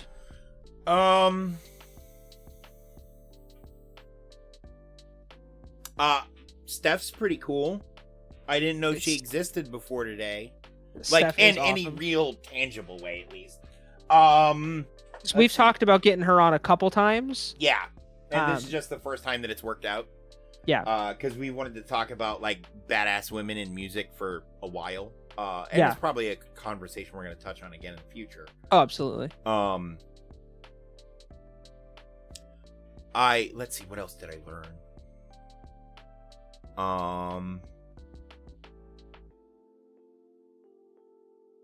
Sony's trying to create more fanboys. What? Sony's trying to create more fanboys. Yeah, look. And that look. Here's the thing with the fucking Sony. They can suck on my entire asshole. Like we're human centipede in that shit. Okay? Because I feel like that's what they do to their community. They just force feed people shit constantly. just fucking leech them. Yeah. You know, and cause like, yeah, there's a lot of really solid Sony hardware. But compared to like equivalent hardware from other manufacturers, it's all stupid fucking overpriced. Right. You know, like, if I remember right, when they launched the VR shit for PS4, the PSVR for PS4, my understanding is that cost as much as a real VR headset. Right. Without any of the bells and whistles and with very little actual support. To answer your question, gamer, I do not. But the cool thing about small tracks like that, and the cool thing about the SRX, is they have the drivers will all be out signing autographs like before the race. And these are all I think I mentioned this last week, but it's a series created by NASCAR Hall of Famers Tony Stewart and Ray Evernham. It's like an all-star racing series of drivers from the past, in NASCAR, IndyCar, such, and drivers of current. Like for instance, last year, Chase Elliott, who obviously won the NASCAR race last weekend, he raced last year in the SRX. They're going to have Ryan Blaney, who's also a NASCAR driver, current driver in the series, run. They've got Elio Castroneves, who won the first race this season, is an active IndyCar driver. Joseph Newgarden, who is currently, I think, third in points in IndyCar, is going to be running. Haley Deegan, who's a Truck Series driver, is going to be running this weekend. Like, it's a mix of people. Everyone drives the same car, and they're on just local short tracks across the country. They run a couple dirt races, and the rest of them are asphalt. And it's cool the access you get. So I am gonna say in the future, like when you go to events like this, try to reach out to either the track or the event coordination staff. Yeah. And get a press pass. Oh yeah, trust me, I plan to. From now because on. Like, for instance, I reached out to Valve when they released the Steam Deck because I for a lot of you talk to me outside of like just seeing me on stream. I'm one of the people that people ask questions about new hardware. Right. Right. And the thing is, with something like the Steam Deck, I can't answer questions unless I've used it. Right. You know, other than to point them at like videos and reviews other people have done. But I can't validate or invalidate any opinions, especially on something. Not that there were a lot of conflicting opinions about the Steam Deck, but like, had there been, I haven't used it. I can't tell you, you know? Right. So I sent them an email being like, hey, can you send me a press kit for the Steam Deck? Which, for a piece of hardware like that, the press kit includes a Steam Deck. Right. And they never responded to me, which is fine. Like, I would have been willing to, they send me one and then I have to send it back to them after my review. I would have been fine with that, you know, but just the ability to get hands-on with something and give actual experiences other than what my estimations are based on specs. Right. But yeah. that's no, something I think as a entity here at LTN Media, we're going to try to lean into getting press type access to certain things, just to be able to get more hands-on with stuff. Right. And I mean, I go to a lot of sporting events, so, you know, depending on the sporting event, there may be a chance. Right. You know. So and as we grow, that chance gets higher. So, you know, tell your friends we exist. For the love of God, tell people we exist. We want to get out of this little corner. We want to make this a big corner for everybody. Think of it like crop circles, guys. We want to be the biggest, bestest crop circle. We want to be the biggest, bestest crop circle, guys. With that being said, I think it's time to end. I think that's pretty much what we have for you today. That is. Thank you guys so much for coming. Again, thanks, Steph. She's awesome. Really glad we got her on today. We will leave everything in the Discord, the way you could find her music. I've personally listened to their music multiple times live and everything else, and I've been there for recording. They're all fantastic people. All of them are friends of mine. If you guys haven't checked out our YouTube channel, it is in the chat. We have a command. Also, check out our socials. Speaking of YouTube and socials, a little bit of self-promotion. When we end the stream here, a very few short number of minutes afterwards, I'm going to be starting my own stream on my channel. Come hang out there. And me and Chris are working on a new project for my YouTube channel that I think is going to be a lot of fun. We are. He's doing Final Punch-Up. Hopefully going to be able to get that handled tonight. Within the next couple days. And I'm hoping next week we'll be able to start the series on YouTube. But it should be a lot of fun. Check that out too. Don't forget to join us tomorrow as well for Community Game Night. Yes. At its normal time.